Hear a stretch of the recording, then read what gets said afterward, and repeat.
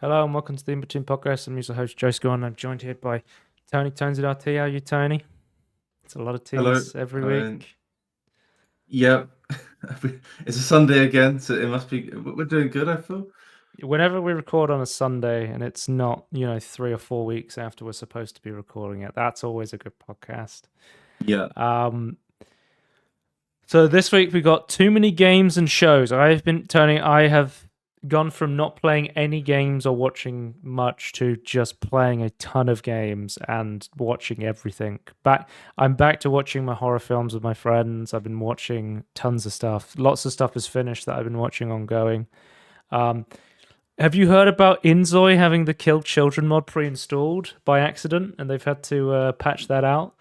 No, I've not seen anything about it. And there's a new Atlas remaster that got announced at the Nintendo Direct, which we'll be talking about later. So lots of interesting stuff Okay. coming up. But Yeah. let's start with last week. I was watching Prometheus, and I was like, man, this film is fucking boring. Let me clean my desk. So I just start cleaning my desk while I'm watching it. And the next day, I wake up early in the morning and I come in and I spilt an entire cup of tea on my desk, like right on top of my keyboard. I cleaned it. Oh, you still have the keyboard. I still got, well, yeah. Okay. So this is my old keyboard.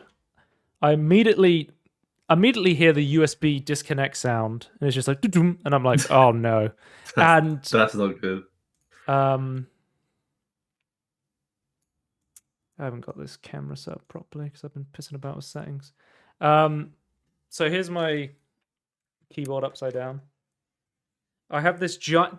So for the longest time, I've wanted a smaller keyboard because I not only have a full size keyboard, I have the fullest sizest keyboard. It's the big chungus with the extra macro buttons and the full numpad and everything. And I was like, I've had this keyboard for like, I want to say like 10, 15 years. So it's been lasted me a long time. Immediately, I'm like, shit. I try and get it off. Like, let's just say there was a few choice non-Christian Minecraft words I was saying. I pick up the keyboard. I immediately like walk over to the window. I tip it. I swear to God, tea is tipping out of this keyboard. It's gone all inside of it on like the PCB and everything. I'm like, fuck. I think this keyboard might be fucked. But I have a chance to save it. I unplug it as quickly as possible, and I just take it apart and I try and clean everything and I let it dry out and I plug it back in and GG, it's gone. Potentially, I could try and pull it apart and see if there's any blood infuses or even give like the motherboard a isopropyl alcohol bath. But this keyboard has done its duty. I have owned it for, as I said, 10, 15 years, and I'm like, I'm ready to try something new. It's a shame though, because it's like, I think it's even secondhand from my brother. He like sold it to me when he went Oh, off to right. university or something, and I was like, that was my first ever It's a mechanical good. keyboard. Yeah. Now, my brother also gave me another keyboard ages ago, which I've had sitting in a drawer for a very long time. And this is, I believe, it's a 65% is what you would call it. It's pretty good. It has, I think, Bluetooth wireless, which he always said was really inconsistent. So I've just been using it plugged in, and it's been okay plugged in. I was looking it up because I've never heard of it. It's called a Noppoppoo,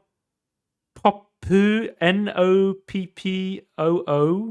I looked it up, and I'm Yeah. like, and people are making posts on forums like, has anyone seen this rare keyboard? And I'm like, is this a rare keyboard? I've just had this in a drawer for like the past like fucking 10 years. Like, I was using this and I was like, 65% is way too small for me. But for the longest time, I've been like, I want an 80% keyboard because So you I don't use numpads. I don't use numpads, but I do use arrow keys and I do use Yeah. my print screen, my deletes, my page. Yeah. Yeah. Like I like a couple Yeah. of extra macro keys for stuff like Discord or just having, extra function keys. So Yeah. I've been looking at Wooting for a long time, and they came out with a 60% keyboard. What makes Wooting really interesting is they have full analog switches on their keyboard. This is the photo. Right? So I went for it's the new Wooting 80 Hall effect, and I went for the black one with white keycaps. I thought that would look interesting. Everything I own is like black, and I was like, let's do something white for once. Let's just throw some color in there. Well, you got black and white. So- Yeah. Well, you know me, Tony. I love my minimalist stuff, so I've got black and white Yeah, everything. Yeah. But immediately, I love the feel of the analog switches. I will say that immediately. I think my favorite thing about the Wooting keyboard so far is actually the software is so fucking good. I've heard the software. I'm going to pull it up on the screen now. So as you can see here, you can set the actuation point. So if you see, I'm currently pressing the control button on my keyboard, and it's such a good feedback, like way to show the feedback like really easily. So if you don't understand how Hall effect keys work, normally with a mechanical switch, you press it down, and there's one switch, and as soon as it hits it, that's like, okay, on, off, binary. Yeah. These, imagine this like a controller, right? Where you push on the trigger, and you can push a little bit or a lot, and it'll know how much you're pushing. As you can see here, I'm pressing a little bit, and now I'm pressing a lot, and it's changing the key. But yeah, there's lots of, and you can there's even a gamepad mode. So I could set it up, and I could be like, I want W to input right trigger on a controller, and then I could have it so it's set up for like a racing game, and I could actually go forward slowly or faster and change my acceleration with the keyboard, which I think is really interesting. Wait, does this mean you can do the slow walk? Did you set that up properly, like Marvel Rivals or something? I mean, this is like the ultimate keyboard enthusiast keyboard, because you can customize this thing to an insane amount of degree. Yeah. There's a thing called rapid trigger as well. Yeah. Which I know that's been the big it's been the big headline thing. Sorry, CS2. I haven't used that because I know a lot of games are very like consider it like soft cheating. I think I think kind of sucks. I think it's actually a really cool thing is like you don't have to like fully like release your key to then go back down. This is like the simplest thing. This isn't why it's considered cheating, but it's like the fact that you can't really use that. I think actually this is a pretty cool premise to have on a keyboard.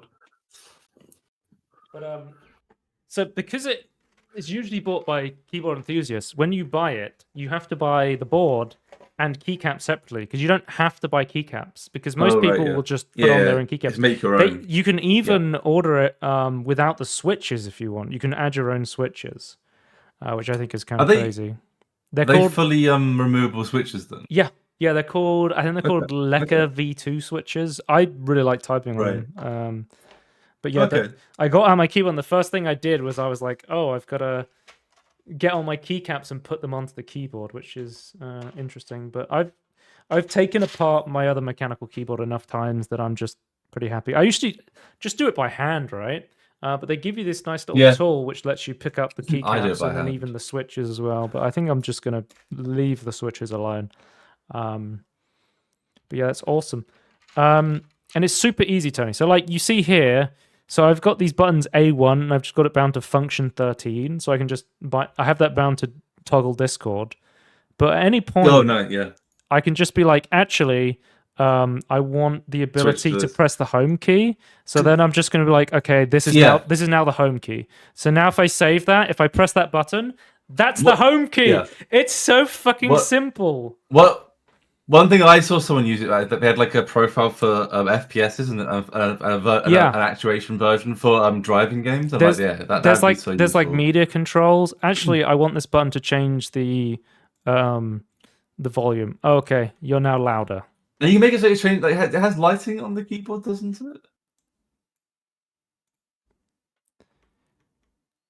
it? Yeah. So there's a little light. So you can, so like the profile change the light. So you can like, oh, it's in this profile, like blue. So you see this little light bar here. Yeah. Something that's cool you can do with this is I like when it's updating the phone bar, it has a progress bar on that light bar that goes across as you're updating it. That's really good. Another thing is here's the caps lock button. When you press that down, you can have like a red indicator on there to tell you that caps lock is on, for example. Yeah, that's good. This is just one of the default patterns that I turned on. That I was like, yeah, it's not rainbow puke. I don't find it that unappealing. It's a little bit of color. It's mostly white. I think it looks fine. That's what I've been using mostly. And this photo is taken at nighttime at 30% brightness. So this is like not even as bright as it can go. So some things to mention. So I also got the wrist rest because I wanted to test it out. Because I've been just like raw dogging the just having my hands on the on the desk, but I used to have a wrist rest and it broke. So I wanted to try one again, and it's just like a giant piece of silicone, and then you just rest it up next to the keyboard. It's easy to move if you want to, but it's very hard to accidentally move.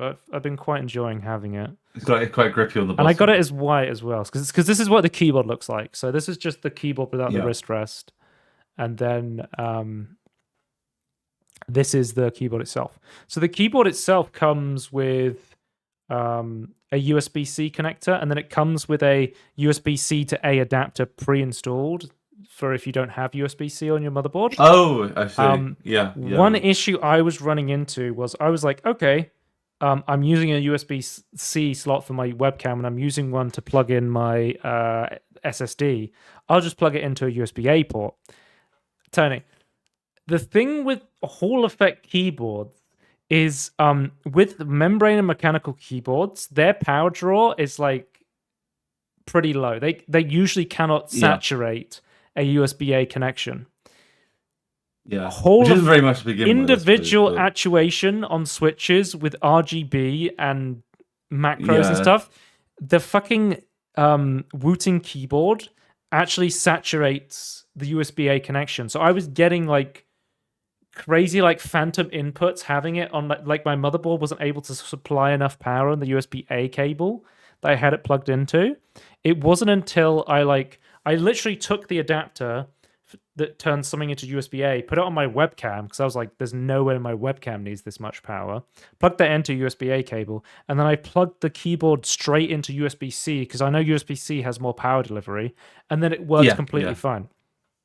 Because I'm also using tachyon mode, which maximizes input speed by prioritizing key press response. So by default, it's on a 1,000 hertz polling rate, like scan rate. And then if you turn it up, it goes to 8,000. So it's just like the most input with the lowest latency you can have possibly in a keyboard right now.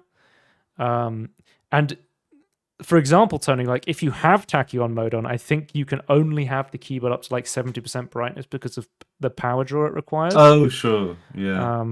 So if you... So I guess your polling rate is like less, or it's like 12% of a millisecond. So if you do want to get this keyboard, but you don't have any USB slots, you can like turn RGB down, or you can just not have I think tachyon mode might be overkill, but I was like, I have the bandwidth net on the USB-C cable, I might as well have it on, sort of thing. I think because you're going from 1,000 hertz, you're going millisecond polling, right? So you're going to be off by a millisecond at most. But I guess by the way, Tony, that would still be you can still feel that though. You know what I love about this software? It's a optional web app, or you can download an optional app. I love the web app. It's so fucking easy to use. You just plug in the keyboard. You allow. I think you have to use Chrome. I think it's only supported on Chrome though, which is an issue for Firefox enjoyers. But if you do like a Chromium app sort of thing, you can do it. I'm pretty sure you can do it all. Yeah, I think it's fine. Just install Chromium and make it like for apps like user only. But yeah, I'm thinking about potentially just removing my page up and page down keys and just having more, because there's like you don't use those. No, I might just put an A3. Okay. Another. Yeah. I might just put more menu buttons, but basically macro buttons, just to be like, okay. Yeah. Or like I might randomly one day I might load up GTA 5 and have to open the Rockstar Social Club, which I believe potentially, I think if I remember correctly, the Rockstar Social Club is hard bound to the home key and you can't rebind Right. it if I remember correctly. So I might just have to load Right. this up and bind the home key to something if I decide to Yeah. play a Rockstar game again. Oh man, I hope we don't have that. We're gonna have Rockstar Social Club shit for GTA 6, aren't we? That's gonna be a pain. That's in how the they make their ass. money. I'm 100% buying GTA 6. Like I can't not Yeah. get that game. I love GTA. So yeah. But yeah, I got the UK layout, and which The if you don't UK know, the QWERTY. UK has the giant enter key, which Yeah. which I like. I like Pisses having a lot a of big people off. enter key. Yeah, I like BMTQ, but that pisses a lot of people off for some reason. I don't know why. The enter key is one of the keys I press the most on the keyboard. I want it to be Yeah. easy to Yeah. press. The other thing that's different, and I think this might be the real reason why people get annoyed, is that our left shift is smaller, so we put the backslash next to that. Yeah, I mean, I believe on an American one, it's the size of the backslash and the small with how shift. and modular the this left shift. keyboard is, Tony, I could take the big right shift off and I could put it on the left, and I could move the left shift and the hash key and just put them over there. You can And do you whatever disable the one of fuck the they want. keys. I could just completely remove half the keys if I wanted to. Yeah. I love the Yeah. modular approach to this sort of stuff. And it's so easy to do. Like, it's not, oh man, you have to. It's like Lego. Anyone can build a keyboard. You just put keycaps onto switches. It's so simple. And you can choose your switches, you can choose your keys, you can have like a special key for escape, which I see a lot of people do. I showed you the Uwu controller that Wu-Tang does, which is because Osu because you players. messaged me, and I was like, and you saw, and I was like, oh, would I want it for like racing? It's like, what I'd actually really want is like a really small, like I was actually thinking about this, like after you, like, okay, tilde all the way to 5, I would want that as like a tiny little keyboard just for gaming. Some people even you'll have like a singular button you plug in. It's just a mute icon, and you just press that as like a mute key, which I think is very funny. I could even get a keycap that just had a microphone icon on it, and then just put that on there and be like, that's my mute key. Absolutely. Which is cool. Yeah, I want like tab Q, W, E, and R, and then like either 1 to 4 or 1 to 5 sort of thing. That's what the perfect like tiny keyboard that I would want. Because I just like an extra keyboard. I just put on the keys because I just looked up what a UK keyboard had on it on an 80%. I was like, okay, yeah, scroll lock, insert, and I was like, wait, I don't need insert or scroll lock. Why the fuck would I ever? Scroll lock's not even a real key at this point, which kind of sucks because it actually is really useful for a lot of programming stuff. Oh, you can have a function layer as well. So if I hit my function button, there's then it'll check so then I can hit the function key and then I can be like volume up, volume down, stuff like that. Well, so you could have multiple. If you had like multiple layers, right? You could have like loads of function keys if you wanted to. Yep. Yeah, you can do it with a function key. You just have a default function key. The thing I love about this keyboard is you can customize it like crazy, or you can just leave it as sort of stock, and it's still a really good keyboard. Yeah. Which I think. How much was it in the end? I think it was about £200. It's not a cheap keyboard. But in terms of like no, it's not good keyboards, it's expensive, but that's it's not too not bad. insane. No. Because I think my like if you were going for like just a box stand, like if you were gonna go like for a Logitech gaming keyboard or something like that, that's like 100, 200, something like that anyway. So my keyboard, which is wireless and like RGB and like a full 100% with a one column of macro keys, was like new, like £190. I was talking to my friend. Most people say that's overpriced. Calvin, because he's a keyboard guy, and I was like, oh, I'm getting the Wu-Tang. Yeah. He was like, oh, why didn't you just get the cheap Chinese knockoff? And I was like, what's the cheap Chinese knockoff? Apparently there's like there's another, like, China's basically cloned the 60 HE version of the Wu-Tang, and people think it's quite good. Right. Doesn't that feel Because you were saying that you said that, where were they from? That you said they were like a small company in Europe or something, right? The The Wu-Ting Netherlands. people, The Wu-Ting, yeah. the Netherlands people, the The Dutch. Mad 60HE. This was the one that apparently is quite good. I'm sure it's fine. My only issue with like buying a cheap version of this is I would be worried about the software support on it. Yeah, And yeah. like it may be like really good for a bit, but then like later down the line, what's their warranty How like? much? How much cheaper is it? Well, it's listed as a $20 Wooting clone for the Mad 60, but then you go on the website and it actually costs like $80 or something like that, right? Okay. So it's like a third of the, or maybe well, I guess more than that, but yeah, half of the price, third of the price. I don't know. I just like when it's a small company or like it's being cloned. Like it just feels bad to buy the clone. Like I just feel like support the people who did it first. Well, Sort of they thing. only have the 60, which is too small for me. So I was like, I can't get that one. They don't have the 80% because I think there's literally Oh, okay. just They've only got 60%. the Okay. 80% just came out in like October. I want to say. Like I've been Right. waiting for this keyboard to come out for a while, and it was just like, oh shit, this has come out now, and my keyboard is covered in Yeah. tea. It's perfect timing. Yeah. But yeah, this is what it looks like. So yeah, I had the issue until I plugged it into the USB-C, so that's why I. But then after that point, it was completely fine. So yeah, I've been very happy with. On the thing is, I haven't. I've typed. I went on typeracer.com and I did a type race, and I was like, yeah, this feels good to type on. But I haven't really used it because I've been playing so much Street Fighter.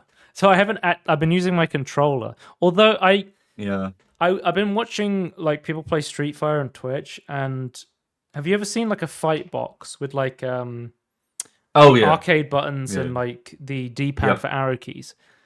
The fucking arrow keys in a fight box are literally just it's like the arrow keys of a keyboard. I'm like, why don't people play fighting games on a keyboard? Especially something If like they're pushing a down it Hall onto the Effect thing, keyboard. yeah, I don't see the difference, to be honest. I think it's just like simplistic. Like I'm playing on modern controls, so I only Yeah. have like 8 buttons or something like that. The thing is, yeah, when I'm like using like if I just want to like press the face buttons and the D-pad, I'd rather hold it in my hand with a controller. I don't want to like be pushing down like on a keyboard. That's my thing. But that apparently isn't like a lot of people like fighting people like. So like yeah, it seems a bit weird, but maybe it's the feel of it that was different to them. I don't know. I may move a Maybe couple of it's hard to press the wrong keys button. on my function row around, but Tony, I really like this. I really like the form factor. I love the size. Yeah. Because I've not heard like a bad review of Wu-Ting. I'm going to be honest. I would say because I know I wanted the arrow key because I use arrow keys for media controls on like volume up on YouTube, skip on like any video online. You can just skip ahead with the keyboard controls. I just realized the Windows key isn't a Windows icon. No, it's a Wooting key. The Wu-Ting icon, yeah. That's hilarious. And because I was like, because they give you all the, so I could have an alt and an alt, and I was like, and I need the alt ger, which I was like, what the fuck does alt the ger right alt, mean? yeah. It's just another alt. It's like an angry alt. Yeah, I guess. But I was like, I've never pressed this key in my life. I could change this to something else. I don't use the right alt. I don't. Even for me as a keyboard, I sometimes have things like, oh, I'm just going to use my keyboard and not use my mouse. It's useless key to me as well. The right control I use a lot. The left control is obviously used, but yeah, the alt G, nah. The right window. Do I need to on my keyboard? I've got 2 Windows keys. Okay. Why do you need 2 Windows keys? That's crazy. I have one for menu, which is my function key. So that's how I switch between the. Well, if you want to like do Windows Tab or something, like I feel like the Windows key's good. So, but yeah, you just have having the menu key instead. Like, I think makes way more sense for the layers. But yeah, good keyboard. Recommend if you have the power delivery of a USB-C on your motherboard. I see. If you went down to just 1,000 hertz, it wouldn't be quite as much, but you still got the Hall effect. Well, you were saying like, oh, I want for a racing keyboard, I want Hall effect and haptic feedback. Yeah, And I would. What I would actually want is like the haptic triggers that the PS5 has, but like give you like it because I don't. The problem I have is like I did actually like I obviously don't have a key like a Hall effect keyboard, but I was just like thinking in my head and like physically like testing it out sort of thing on my actual keyboard. Like I wouldn't want to like try and hold a key at a specific point to like get the correct acceleration I would want. I would like it to have some sort of like force push back so I could like it would feel better. yeah, because I was like, if you put a vibration motor on every single key, you'd probably Yeah. saturate the fucking power delivery Oh yeah, yeah. USB-C. I don't want it on every key. I'll just have it like, oh, here's some like these special. I want what I would want. Like in my ideal world, I don't think it would work. I think it would like take too much space. In my ideal world, it'd be like a special, really expensive switch that you'd only like put into your W8 ASD and maybe spacebar. Um, you'd only put into those keys, and only those keys would have that functionality. But then I was like, you're kind of describing a controller. Yeah, I've in my head I'm like, oh, how would you? Because like that's the thing is like because even then like it wouldn't completely solve my issue with like controlling a third person character in a game. Mhm. Like I would love to be able to like use a mouse and keyboard and have analog movement. Like that's the dream for me. Mm. And the thing as well with the Wooting keys is like you still only have like 8 direction movement on the vehicle. It's like it's still not as like like the how much you hold down is granular, but like your position isn't granular. Yeah, there's no And like it's just like, joystick what's the equivalent, best? right? Yeah, what is the best? I've just been trying to think like what is the best of both worlds, where it's like you have a keyboard, a mouse, and a joystick. You're almost describing a fight box because you can Yeah, get fight boxes have like joysticks and mechanical buttons on them. yeah. I just don't want to control it like that. Like I want it to be like I want to like hold it like you do it with my thumb. Like I'm just like I feel like maybe I just need like a second mouse, like a left-handed mouse with a joystick on it. Maybe that's what I want. What did you think And of then like I have like the Lenovo Legion Go, or like where you had like the detachable joystick one of the with the yeah, puck? yeah, yeah. You had like a joystick I and would mouse that mode. yeah, that is pretty close. I think it's not quite. I'm obviously using it, but I was like, I did look at it. I think I would want a key per finger first of all. So I'd like 4 keys underneath each finger. I think I can actuate all my fingers to do that, but maybe not. But yeah, just like you need like it needs to be like a mouse with lots of buttons, effectively with a joystick on top. But yeah, that is probably the closest thing that exists right now. Hmm. Oh, have you got a timestamp for the 30-minute keyboard talk, by the way? Oh yeah, Oh, yeah. good. Let's talk about some games quickly, and you can tell me what you're interested in hearing about. I've played a game about digging a hole. This is a short little game that's become quite popular. It's like a indie sort of thing where I think it was only about an hour and a half long. It's basically just Oh, okay. you dig a hole in your garden and get ores, go back to upgrade your gear to try and go deeper. I've still been playing Nubby's Number Factory as well. I have played some of the challenges, so I did. There's one where with a money related one, where you have like a maximum of 10 gold, which was quite challenging, and that unlocked like Gobloni, who is so the character in the game is called Tony, and then there's like the Goblin version, which is Gobloni. So unlocked Tony Jr.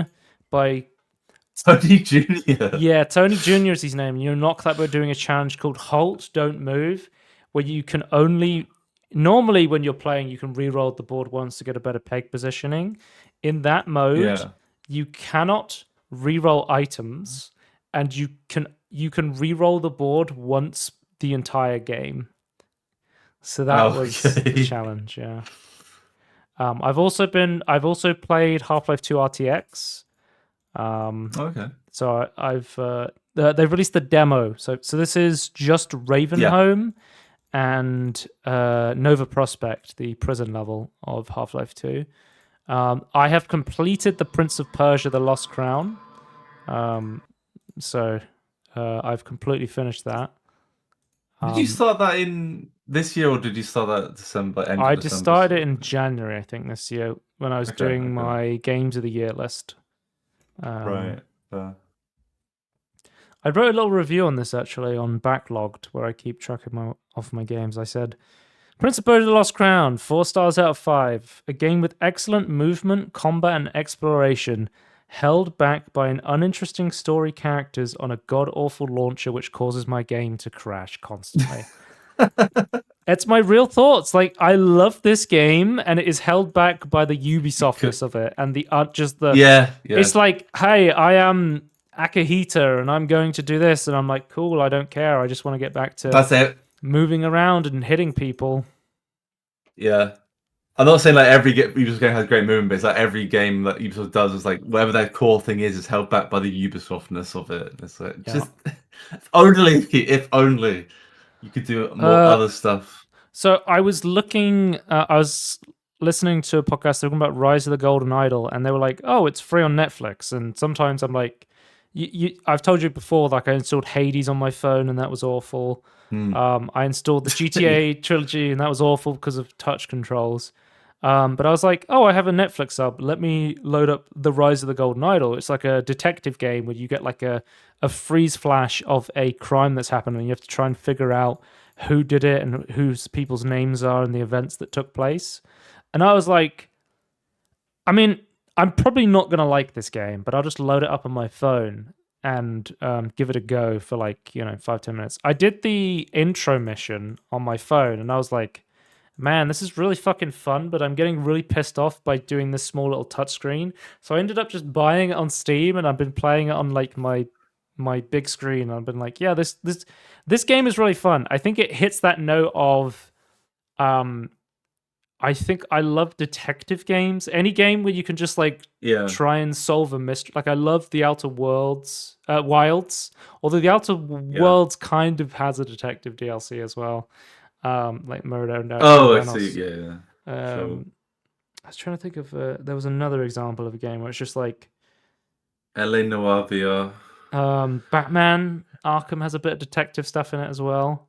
A little bit, yeah. But this is just like all this is like all thrills, no. This is just like there's no like you have to find a key and walk through this boring hallway and talk to characters like a normal point and click game is. It's just like here's a murder scene, click some buttons, talk to some people of what they said, and figure stuff out, and then we'll move you to the next scene. It feels like they just removed all the stuff I hate from that normal genre and have just been like, okay, here's the stuff that I do like.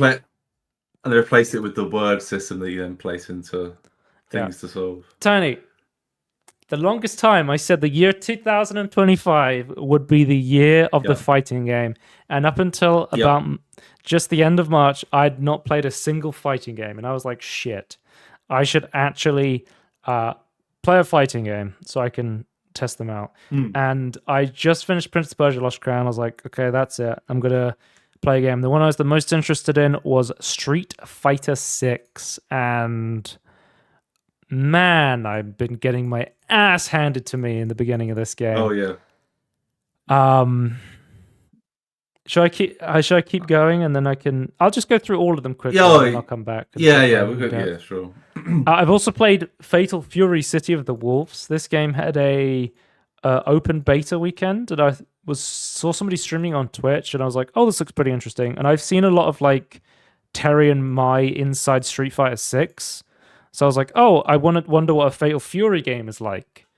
So I've been playing the beta of this, and this even has like because I play in modern mode, which is like completely makes combos like a couple of button presses in order to remove like information overflow when you're a new player, which I really appreciate. This game has something called classic mode as well, and it plays kind of similarly to Street Fighter 6 as well. So yeah, that one was interesting from play. Oh, so Tony, Fury, so. What I know about Fatal Fury is Ronaldo's going to be in this one. Cristiano Ronaldo. Yeah, I did. He sent the trailer in Discord. Is that what? How did that even get negotiated? Where did that start? I just don't know. But seeing Ronaldo in this game makes me want to play this game more. That's just such a meme.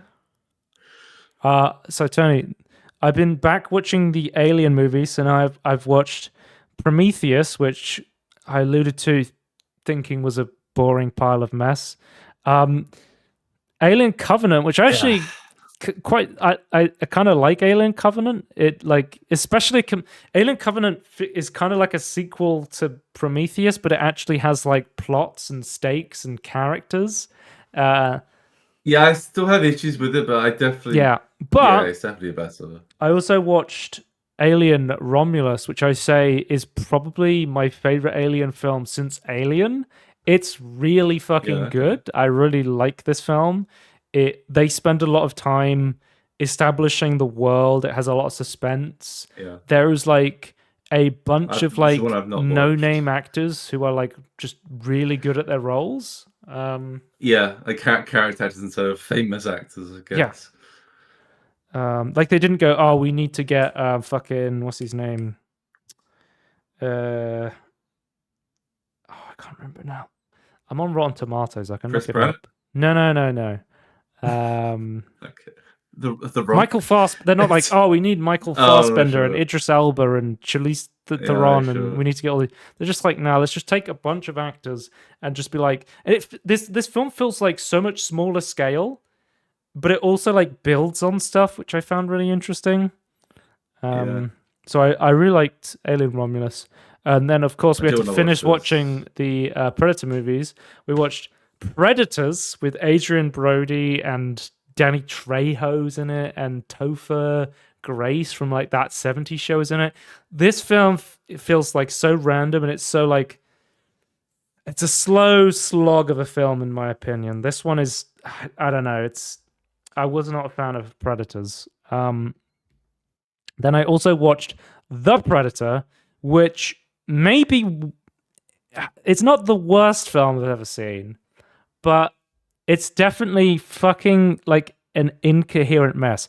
I was enjoying my time with Predator because I was just so confused where they were going with like they just move from place to place and they just try and throw shit out there Yeah. and none of it works. This film is really bad, and it's essentially the plot is the Predator wants an autistic child because it's the next step on the evolutionary chain, and I'm just like, what? Like, this film is insane. The Power of Autism, The Predator from 2018. And then I also watched Prey as well, which I'd already seen Prey, but Yeah. my friends had not seen it yet. And I was like, actually, I really like Prey. I think Prey's also one of my favorite Predator films after Predator 2, of course, my favorite Predator film. The Yeah, underrated gem. You like the only humorous moment in this film where they have to like reload their guns with gunpowder. They shoot the right? Predator with fucking those giant blunderbusses, and then like, oh shit, we Yeah. have to pour powder and clean the barrel for like 10 minutes to reload, which I was like, that's hilarious. That's how it was. That's how it worked. Yeah, I like Prey. And also has a tie-in moment to Predator 2 as well, which is cool. Yeah. It's technically like making sense of what an item. I just realized, Tony, I'm pressing the page up and page down button. I do actually use the page up and page down button. Yeah, it's really useful. I assume you control page up and page down. Yeah, I'm switching tabs. Maybe I'll leave these page up and page down buttons. I finished season 3 of Invincible. They're still continuing on with this show. I quite liked season 3. Okay. I think I'll keep watching. This is Invincible is like getting a cool like comic book story that isn't like cliche and just giving it a budget. Like the animation is really good. The cast, you have like fucking J.K. Simmons and yes, that's wild to me. What's his name? Stephen Yeun, and you know you they have like a crazy budget and it like actually pays. It's not like Rings of Power where they just spend $1 billion and you're like, how did you spend $1 billion? Where did it go? But it's cool to see like more mainstream animation stuff. I quite like Invincible, Yeah, and I yeah. would recommend it to people. Saying like it's sort of like almost like similar veins, more towards like The Boys almost in some ways. It's good to see that animation is getting some love again because like, I feel like not dead. I think, in the West at least, like it's kind of had a bad rap for the last 20 years. I feel. Well, I was talking to my friend, I think yesterday, and he was like, "Oh, my friend who loves anime is talking to me," and he was like, he was trying to get me to watch Solo Leveling, and I was like, as like a star anime, I was like, yeah, I guess like Solo Leveling is like a star place, and I was like, have you seen Death Note? Death Note's always a great place to start with that sort of stuff, and I was like, are you gonna watch subbed or dubbed? And he was like, well, I have to watch subbed, of course, because and I was like, you don't have to watch subbed No, anymore. Like dubbing is actually sure. really good. Like, and we're at a point Yeah. where Netflix is releasing current anime simultaneously in English and Yeah. Japanese at the same time. Like 10, 15 years ago, like I would say, like, or obviously exceptions to this, but like a lot of like the dub were pretty bad. I didn't quite understand the character. I felt, or like they just like cheaped out and they didn't want to pay the voice actors. speaking of anime, Tony. Oh, are you still going? Hang on, I'll let you finish. Oh no, I'm just saying it's like now, but now it's like I feel like I would still try them both, but like, but yeah, I just feel like it's a lot better place where like dub can be still really good. Not speaking of anime, I forgot. I finished season 2 of Severance. Probably one of the only things worth watching on Apple TV. I find it really funny that people are like, "Oh, Severance is over. Time to cancel Apple TV." Severance is still really fucking good. I'm really excited to see where this show goes because I was really happy with season 1. Yeah. And I'm excited to see where they go with season 2. The production quality is still really good. The characters are really interesting. And yeah, they've confirmed season 3, so I'm definitely going to watch Severance season 3. If you haven't watched Severance, I highly recommend it to you. I'm trying to think because some of the stuff in Severance, I've been like, this is fucking strange. Is this like Twin Peaks? And then I've actually been watching Twin Peaks recently, so now I'm trying to think. There's some but as someone who didn't know what Twin Peaks was, I was like, oh, maybe Severance is like Twin Peaks. And then I've watched Twin Peaks, and I'm like, some parts of Twin Peaks, but actually Twin Peaks is almost like a completely different thing to Severance now that I think about it. But anyway. Yeah, I can see why people would compare it, but yeah. But yeah, Severance season 2 definitely worth Elements. Resubscribing to Apple TV trial to watch Severance season 2. Then we have Tony, speaking of anime, I'm getting married to a girl I hate in my class. I've watched season 1 of this show, and a lot of time on the internet I see people describe shows and they say this show is vibes. This show is peak, and I feel like when people say words like that, it's usually because they don't really understand why they like something. They can't articulate why they like something, and it's not necessarily a bad thing. Because like I can go and I could say, oh, I like this aspect of it, and this is why, and it's like, and like if you like something and you don't know why, that's a great opportunity to look more at the show and what aspects it has, or even at yourself and what sort of stuff you like, and then sort of try and figure that out potentially. Think about it. I'm getting married to a girl I hate in my class. I was so excited to watch this every week, and I loved every minute of it, and I have no idea why.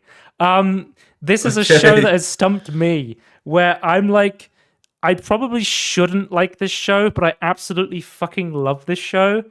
So on paper you shouldn't like it, but you do. Yeah, I don't. There's great characters like fucking Shisei is a great character. The main the plot is so stupid. There's these two people who hate each other in class, and the grandfather's like, "Look, I didn't get married to my childhood. I didn't have any interest in my childhood sweetheart when I was younger, and I live to regret it. You have to marry this girl, or I'm going to give the entire company to this dog." And it's just these two people forced to get married and live together that can't stand each other. And it's funny, it's charming. Like a couple of episodes have more romantic development than like an entire season of some romance shows. Like stuff moves fast. Right, okay. Crazy shit's always happening. This show is it's wild. I just really like this show. It's been one of my favorite things that's been coming out of this season of anime. And I finished Blue Box, which was airing since last year, and it's just finished airing. And this was it's like half romance anime, half sports anime. So it's about a boy who plays badminton, who falls in love with a girl who plays basketball, women's basketball, and they're forced to live with each other, and that's how they come into contact, because her parents moved to America, so she has to move in with him. And oh man, I'm really torn on this one. My issue is, I don't know if I dislike sports anime, but every time they go away from the romance stuff and they're like, and now we're focusing on badminton and basketball, and I'm like, I don't care about badminton or basketball, even if there's like anime stuff going on. Maybe I just don't like those sports, but every time they're on the screen, I'm like, I feel like this is holding the show back. Like, I feel like if they just went full romance, it would be more interesting to me. I don't know. In the background is like their hobbies, but in the background. Is it their hobby? Like, is it professions? And also professional basketball and badminton players. They play at school, basically. It's like a high school. Okay. So they are trying to go to like the regional qualifiers sort of thing. Yeah. Okay. And just to let you know, 90% of romance animes are set in a high school. So just assume that high school is. Yeah. But they've confirmed a season 2 of this, which means it's popular enough that people want to see more of it. I'm torn whether I almost thought about dropping this show before. I finished season 1. I'm not sure if I'm going to watch season 2. I'll think about it. The thing that annoys me the most is I actually don't like the main girl, and I think the side girl is way more interesting. And I'm like, I know 100% it's written so that she won't win. So I'm just like, I'm crushed every episode seeing her lose. And it just reminds me of Makane, Too Many Losing Heroines, where I'm like, I know this girl is going to lose, but I'm still rooting for her, sort of thing.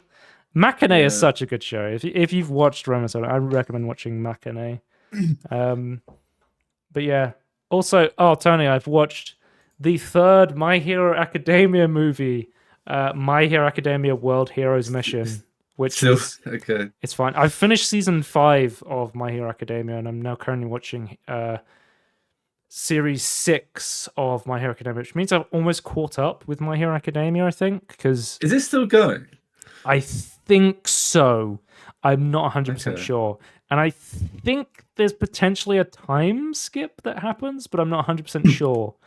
Because they're still like students in high school right now, but I'm not sure. Right. But yeah, I was watching, I was like episode 120, and I'm like, this is such an easy watchable show that I'm still watching it. And then Tony, I think it was like January this year, David Lynch died, the famous director. Made some really interesting films. And for the longest time, my friend has been like, you should watch Lynch stuff. Like Twin Peaks is a really interesting show. I think you'd like it. And I've been putting it off. And I was like, you know what? David Lynch, it happens a lot with like directors and actors and stuff where their stuff becomes more popular posthumously when people are reminded of their stuff. So I was like, you know what? I'll check out Twin Peaks. And I've watched the first season of Twin Peaks, and I've gone in completely blind. I do not know anything about this show, and I fucking love Twin Peaks.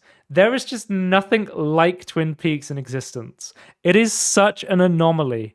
And I'm going to try and describe it. Like, I find Twin Peaks fucking hilarious, and I don't know if I'm supposed to, but it has such great, like, comedic timing. Like, there's points where I'm watching Twin Peaks, and I'm like, this is almost like a B movie. Like, I feel like I'm watching a great B movie on Best of the Worst or something. Or like with the background shots of how like they'll be in the police station and there's just 1,000 donuts everywhere, and I'm like, I feel like I'm watching the naked. I feel like I'm watching the Naked Gun, like a not Liam Neeson. Liam Paulson is his name. What's his name? The Naked Gun guy. Let's look it up. They're making a Naked Gun with Liam Neeson in 2025. I wasn't even wrong. That is crazy. What is his name? Because I love Aeroplane. Another great. Yeah, Leslie Airplane's- Nielsen. That's his name. Leslie, that's it. Yeah. But yeah, I love all those like spoof movies from like the fucking 80s and 90s and stuff. He's very good at them. And he's a good actor in And- general, which I think is why he like- pull it off.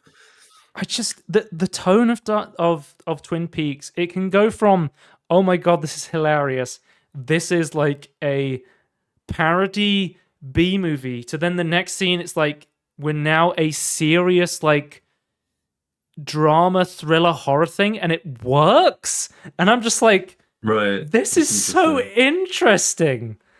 And there's just like, I think if you like my friend Anton, who I've been watching this with, he was talking about Twin Peaks, and he said, my dad watched this for 10 minutes and he turned it off and he just said no. And he was like, I'm not watching any more of this. And I'm like, there's some scenes in Twin Peaks that I've seen, like I think in episode 3 there's a dream sequence, and I'm like Anton, if your dad saw this dream sequence, he would fucking lose it. Like he would be gone already. Didn't he say like till to this day if you bring it up, he's just like, no, I'm not talking about that. We don't talk about Twin Peaks in this house. I love how because the show starts with the death of Laura, but she like haunts the entire series. Like she is so important to the plot and everyone's lives, and she is like omnipresent while never being on the screen. And I'm just like, I was talking to my brother recently about anime, and I was like, it reminds me of Himmel the Hero from Freerun, where he is just so omnipotent, like completely different vibe, but he is so omnipotent in that show, and he is so important, but he just never like fully appears in that show. But it's just that feeling of them always, their impact on the world and the characters around it. And I don't want to, it's a hot take, but Twin Peaks is like Freerun. There's my hot take of the day. That'd be an interesting crossover. Yeah. Imagine if David Lynch saw Freerun. Oh my god. Why did you do any anime? Yeah. I have no idea if he likes it. I'm going to direct an anime. But yeah. So that's my Tony. That is my long list of stuff I have been watching and playing. Is there anything you're interested in hearing more about? I feel like okay, we're gonna have to do tangerines and some of the stuff. Yeah. I have a bunch of footage. We've talked about some of these a little bit already, I suppose. I'm like, I don't know. I was gonna. You were gonna what? I might have to pass on this one. Okay. So... okay. I know. I'll ask this because, it should be a short one. I feel like a game about digging a hole. Like what? Yeah. How similar is it to like Paddlewar Simulator? Fairly similar in terms of like, so initially I was like, oh, in order to dig a hole, you have to like manually click, because you start off with a shovel. So you have a shovel, you have a battery, and you have a backpack which can hold a certain amount of ores. So the game starts out and there's just this ad that says house with free treasure in the bottom. So you buy the house for like 10 grand, and then you just start digging. And the loop is, it's almost like a SteamWorld Dig, where you have to dig far enough to get resources, but you can only go so far because you've got so much battery or heat as you would have in the other game. And you have to come back up, sell your stuff, refill your battery, go back in. So it's this constant loop of going deeper, getting more stuff, upgrading your stuff so you can go deeper, and then coming back. Initially, I was like, man, it's annoying that I have to keep like, because in Power Simulator, you can have like right-click mode where you just keep firing a continuous beam. And I was like, oh, I hate that I have to keep manually clicking. But it does get to a point once you upgrade your shovel enough, it becomes a drill and you can just hold it down. And I was like, oh, okay.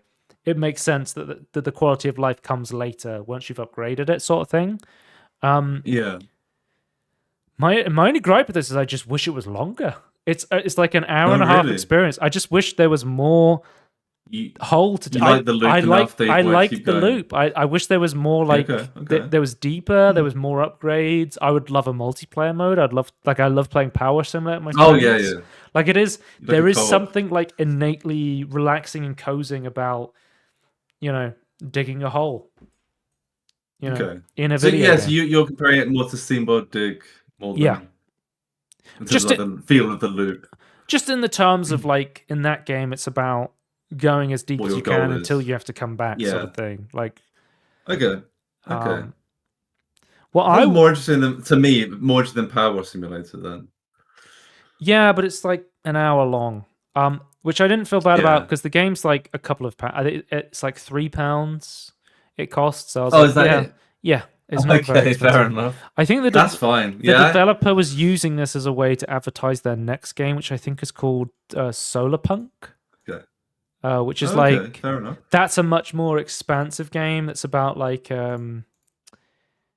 it's like building like houses and farms. Like Skyblock in Minecraft.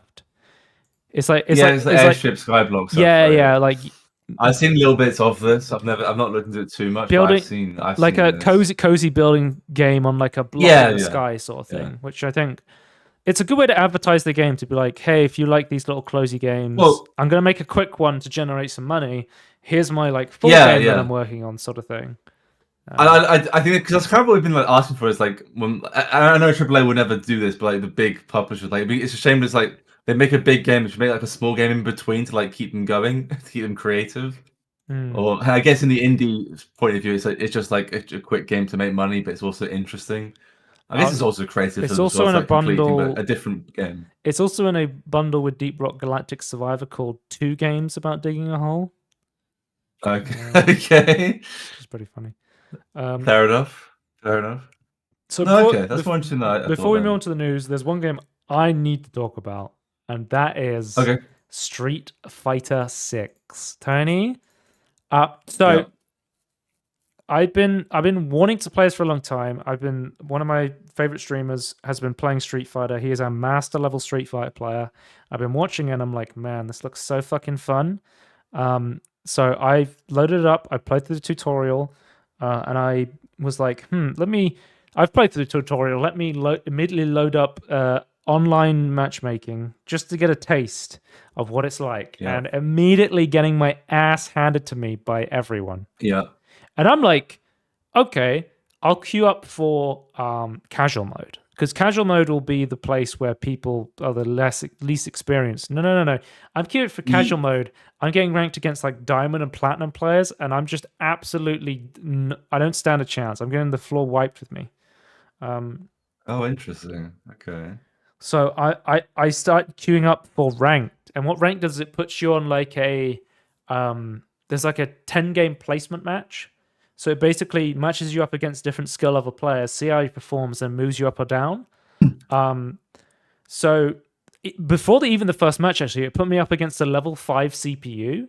It was like, okay, let's see if you can beat the CPU. This is like the benchmark. Just like a test match with benchmark. So I beat the CPU twice, so that was like 2 wins on my thing. But I kept playing online. It was like iron players and newcomer players, like 800 LP and stuff like that, like the rookie rank. Yeah. And I was getting my ass kicked constantly. It got to a point where my goal in Street Fighter 6 was to win 1 online game. That was my only goal in the entire game. I would log on and I would practice and I would try to win. Yeah. I just wanted to win 1 game. That was all I wanted to do.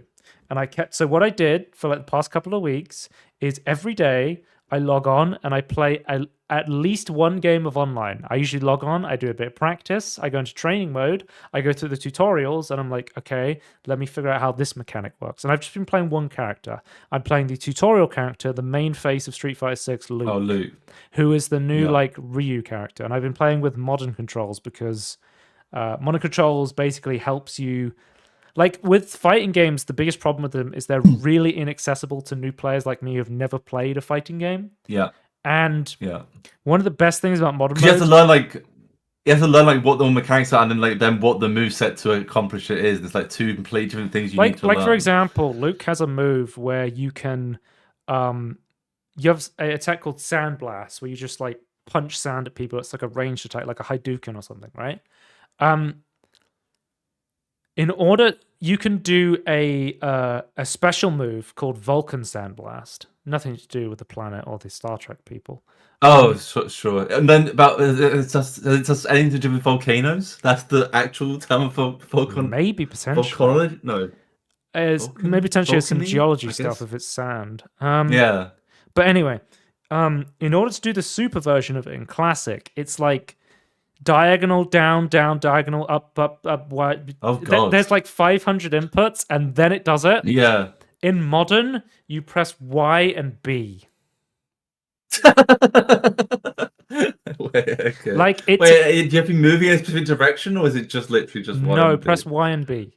In Just neutral. Y I and think B, okay. neutral. So It's a neutral YB. Okay. This was the thing that I found the hardest playing Street Fighter 6. I am Stop so using bad this analog stick. at playing neutral because the games I play, if you know Tony, I'm playing movement games. I'm playing platformers, Yeah. speedrunning games, FPS. Well, not only that, you momentum, just like moving all battle the time. royales. Like you get annoyed if you I can't move. love smoothly. moving. And Yeah. in Street Fighter, moving while doing an attack is a different attack. Yes. Yeah. Moving in different directions is a different attack as One well. of my biggest lessons as someone who's never played a fighting game is I have to stand still. I have to stand still sometimes. I can be blocking. It's a choice to stand still. I can be inputting an attack, but sometimes I need to be in neutral. And that has been like a big learning curve for me. Like just don't button spam. Button spamming is really bad. Yeah. And that's something I was kind of learning as well playing Sekiro was initially you go into Sekiro and you're like, okay, let me press the buttons as quick as possible, and you get punished for it. Then over time, I was like, okay, neutral. I start reading the tutorials. I learn about dive impact. I learn about armor break, super break. I eventually win one game, Tony, and I'm telling you, after I won that one game, I just kept practicing and I kept winning games. I got put a newcomer 0 LP, the lowest rank in the game, but I kept playing and I kept winning and winning. And I was like, I think my next goal should be getting to Iron because that's the next rank up. I don't know if I'll be able to make it. It might take me a while, but I'll do it. And I think within a couple of days, I was in Iron rank. I started to learn how to play the game and I just kept going into practice mode, doing tutorials, and just learning the fundamentals of how to play the game. And it's just clicked with me now. I'm just like, I'm really enjoying playing the game and just loading up ranked, just being like, how does this character work? How do I do this? And just going to practice range, like, I'm just going to practice dive rushing. I've just been practicing parrying. I've just been practicing like, oh, I was watching this Japanese guy streaming, Luke in Modern on Twitch, and he was doing this cool combo where you flash knuckle into an overdrive flash knuckle, and I was like, that's a really quick combo that will get people out a lot of the time. Let me go into practice mode and try that out. I've been having a lot of fun with Street Fighter 6, and I'm just every day I'm excited to go in Street Fighter 6 and just play more of it. I have played some World Tour mode, which is like kind of like the story-ish mode. Oh, Tony, I did look on. Yeah, it's like a light. I did look on the story. Battle Hub where I go into training mode and online matches, and there is a thing under arcade called story. So that could be another story mode. I haven't tried that out yet. There might be but more. World Tour mode is really fucking. We're gonna have to do a full tangerine in this because there's so much to talk about Street Fighter 6. But also, Tony, I've played Final Fight, because inside Street Fighter 6 World Tour mode, it's like this big open world where you walk up to some random person on the fight, you just punch them in the face, and it's like, let's have a fight.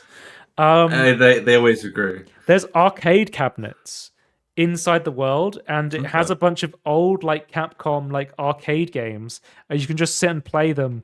And I would just input like 1,000 credits, and I'm just playing this like beat 'em up game where I'm just running through the streets fighting people. I got a review. I gave Final Fight 2.5 stars. I said Was fun to experience some retro arcade game, but unless you were very rich with a lot of credits, brackets, I had unlimited. I don't know how else you would deal with the gimmicky stun lock mechanics. Still, there is some fun to be had from button mashing some crazy sprites. So it's just, that game's very simple. It's very much just like you have like 2 buttons. But I think it's still fun to like experience these old, like, because Year of the Fighting game, I was like, I'm going to play fighting games, but I've never really played beat 'em ups, and I unintentionally just played a beat 'em up through Street Fighter 6's like in-game like arcade emulator, which I thought was really cool. It's almost like just a mini game for a game, almost. Yeah. Like I know like Sega with Yakuza, they'll put like Ridge Racer inside Yakuza that you can play and stuff like that, which I think is really cool. But yeah. Yeah. I do like the smaller games in games. I'm really enjoying Street Fighter 6. Let me look up the ranks of Street Fighter. Ranks of Street Fighter, because I think I'm almost bronze. I think I'm actually getting to a point where I'm starting to get towards bronze, because I am like Iron 3, I think. So I think my next goal should be trying to get into bronze. And I know like if people are listening, they're like, you know, that to them that might be like, oh, you know, I'm platinum, I'm diamond, and whatever. But to me, like, you got to remember, I've never played a fighting game. For me, the goal was winning 1 game, and I did that. So I'm moving on to the next smaller goal. I want to get to Iron 4. I want to get to Iron 5. I want to get into bronze. That's what I'm trying now. And I like having that progress and going into training mode and just practicing stuff. I don't know. Like, I've always liked picking up games and just learning about them. Like, you know, loading up Overwatch and just going into practice range and learning how characters play and improving my aim and stuff like that, or playing you know, speedrunning games and just platformers and just trying to get movement tech game and get faster. And yeah, I've been enjoying Street Fighter 6 and I'm really excited to play more. And I need to do a full tangerine in this because I still have so much more to say about it, but we'll be here forever if I just talk about Street Fighter 6. Oh yeah, that's true. Well, let's move on to trailers. We have System Shock 2 Remaster got a trailer. So this is like basically like a Night Dive port of System Shock 2. So it's basically just, you know, like the Quake remasters that they do. It's basically just keeping it authentic to the original game, but giving it like slight quality of life and slight like HDification of the models and stuff like that, and getting it to run on modern systems, which I think this looks really cool. Because we had Night Dives just did the System Shock like full remake sort of thing, whereas this is more like one of their just like polishing efforts, and I think it looks really good. And System Shock's a game I've never really played, despite loving immersive sim games. So I definitely want to give this a go at some point. Then the next trailer we have is Fatal. Oh, Tony, I alluded to this. Fatal Fury Call. Is it Call of the City of Wolves? I was just so stone locked when I saw this. I was like, what the fuck is going on? So I may have some explanation here.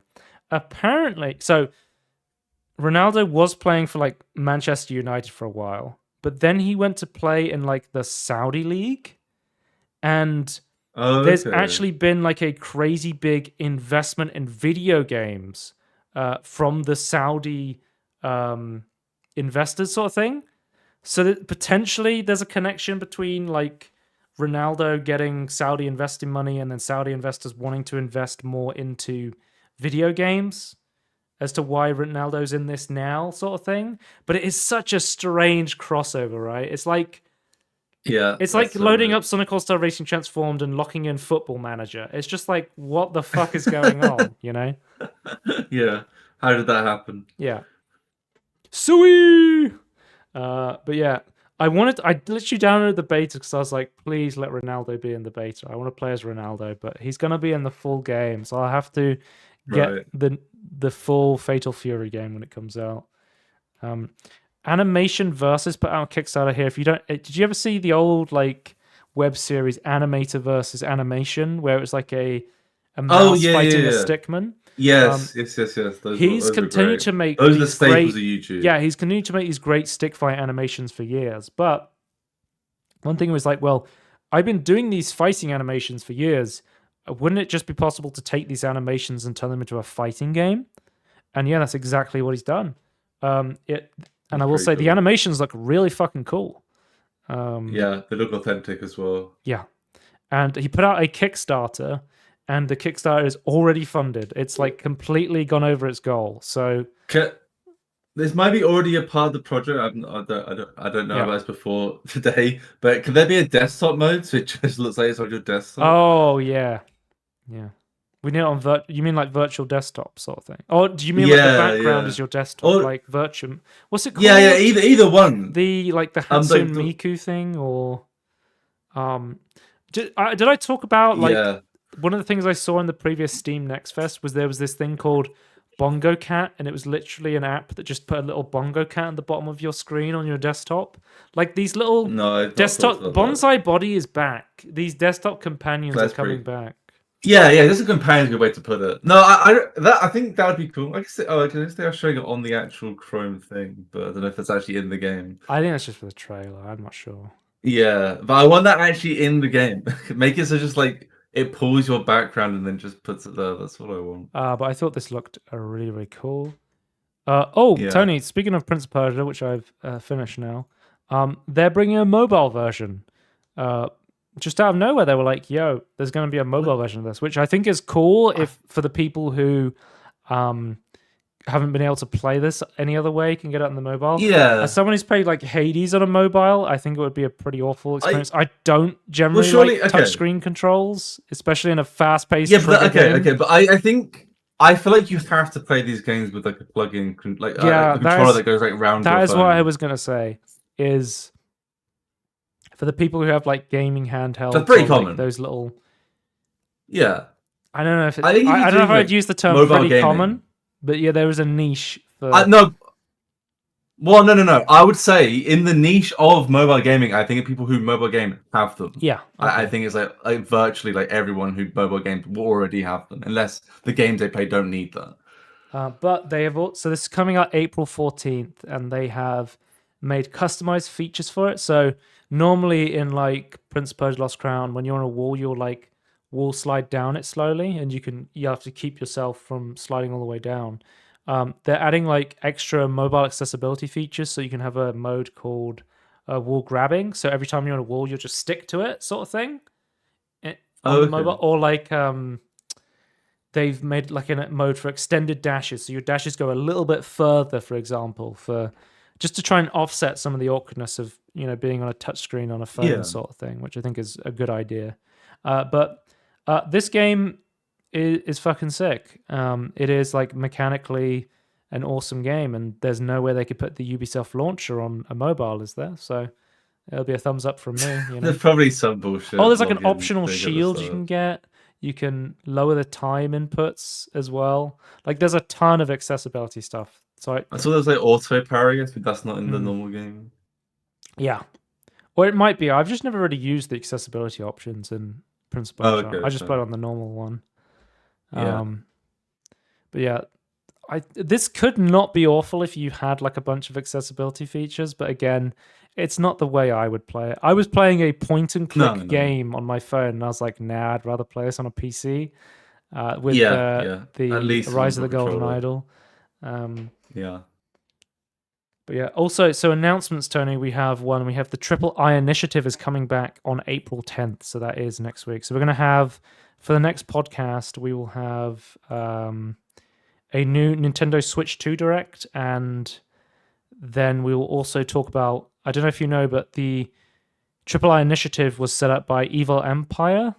So those are the guys behind. Did they do the new Prince of Persia game, Evil Empire? It's one of the Dead Cells ex-dev guys.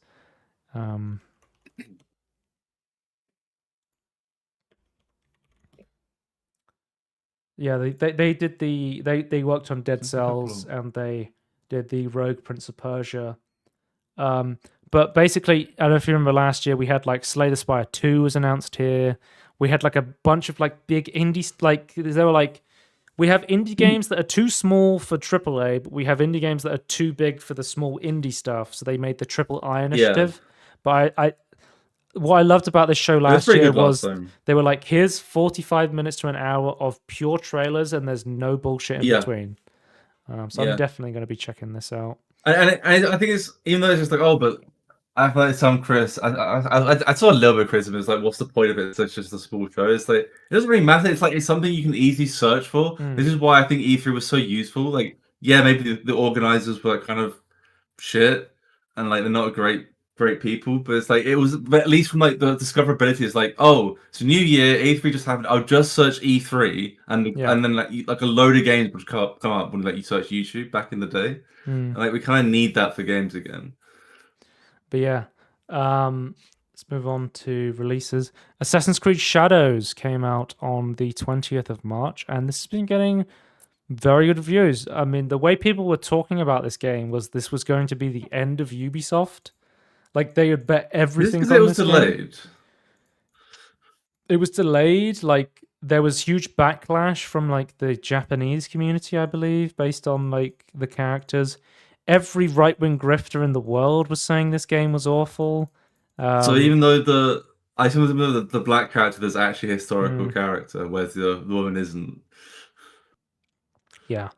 But apparently this game is sold like really well. I don't know if you know, but like, so for the longest time, the Guillemot, the French brothers, have been trying to hold on to the Ubisoft company and stop like outside investors getting their hand on it, and like bunch like Tencent has been trying to get their hands on Ubisoft for the longest time, and in order to like keep that, because they've been firing people left and right, like cutting the company, downsizing. Ubisoft created a new gaming subsidiary which just includes popular game franchises such as Assassin's Creed, Far Cry, and Tom Clancy's Rainbow Six to be like, hey, we need like you can invest in just these games and we'll use that as like a cash influx to keep the company going. Apparently, Tencent immediately acquired like 25% of the shares inside that subsidiary. So they're still very much trying to get their hands on Ubisoft. Yeah. But the Guillemots are just trying everything they can to keep their hands on the Ubisoft company. But yeah, let's read some reviews. The game is quite enjoyable so far, but dear Ubisoft, I will not buy 25,000 helixes for 20 euros to purchase a costuming game that I spent 70 euros on.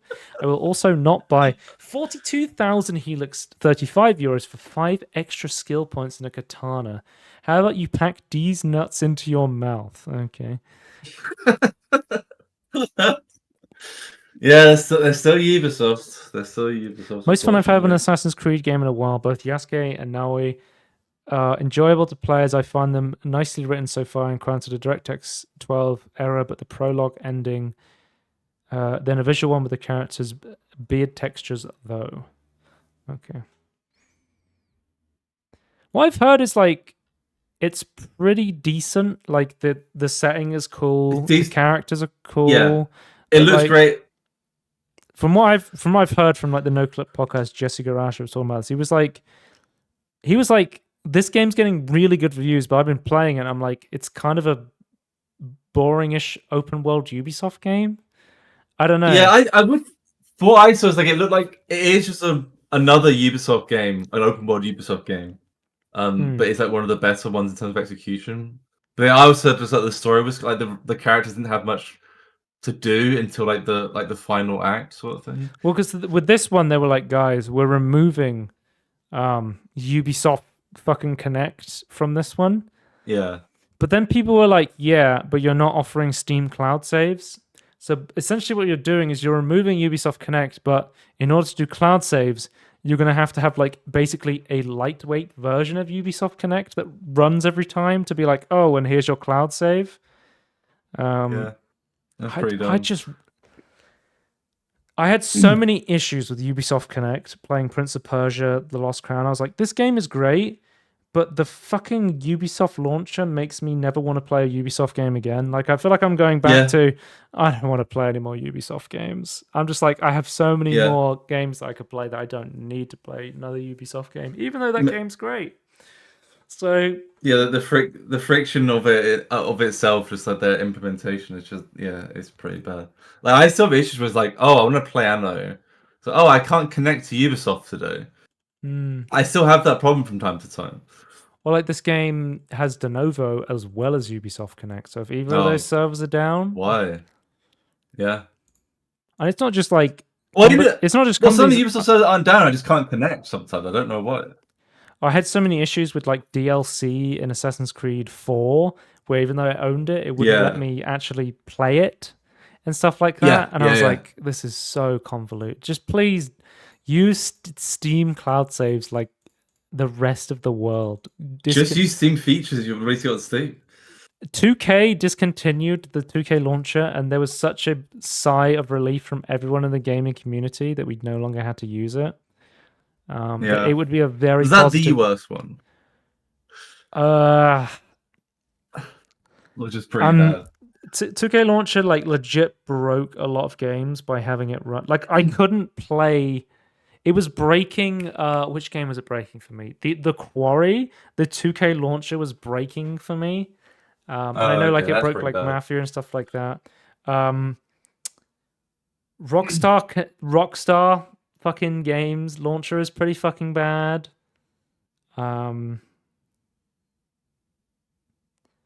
Ubisoft Connect is not awful. It's got better over the years, as much as it pains me to say that, but it's nowhere like I would rather have an Origin or a like the best I think is probably Battle.net. But I think Ubisoft is maybe it has gone better, even but I just feel like the issues I've had is still persist. The Xbox games, like Xbox Game Pass, using Xbox Game Pass with Xbox Game Store, the Xbox Game Store is so much better than Ubisoft Connect. It's unreal. But yeah. Let's move on to the next one. Oh, Tony, Wreckfest 2 came out on the 20th of March 2025. Have you looked up anything about this? Because you were a fan of Wreckfest 1. Yeah. I've looked a little bit of it. I watched someone play 40 minutes of it. It just seemed at the moment it just seems to be like Wreckfest 1, but I guess Wreckfest 1.5. Yeah, I don't know. I don't know if there's like I feel like I could tell it was like a big feature that's in this one that isn't in the original. But I don't know. Maybe it's like the maps they can do. The maps like they are playing like the junkyard like desert map. I feel like they put more detail and more interesting things into the maps, but I might be misremembering. I like these Hot Wheels ass looking loops they've got in the screenshots. Yeah, I've not seen that. But it just seems very similar. It just seems like they still had like the Demolition Derby game mode. They still had like you can change like how realistic you want the damage to be. Yeah, I like the procedural like the damage seems very similar on the game. Yeah. But yeah, it seems like people are enjoying this based on the reviews. Have a look. It's everything I love about that first game, but with more detail. Every dent, scrape, and flying bumper looks better than ever. The creatures are so realistic, and I swear I say oof every time just watching them. If you love chaos destruction and the sweet satisfaction of sending your friends under a concrete barrier at 100 miles an hour, this is the game for you. Also, the damage modeling is so good that it perfectly replicates what my wife driving does to her real car.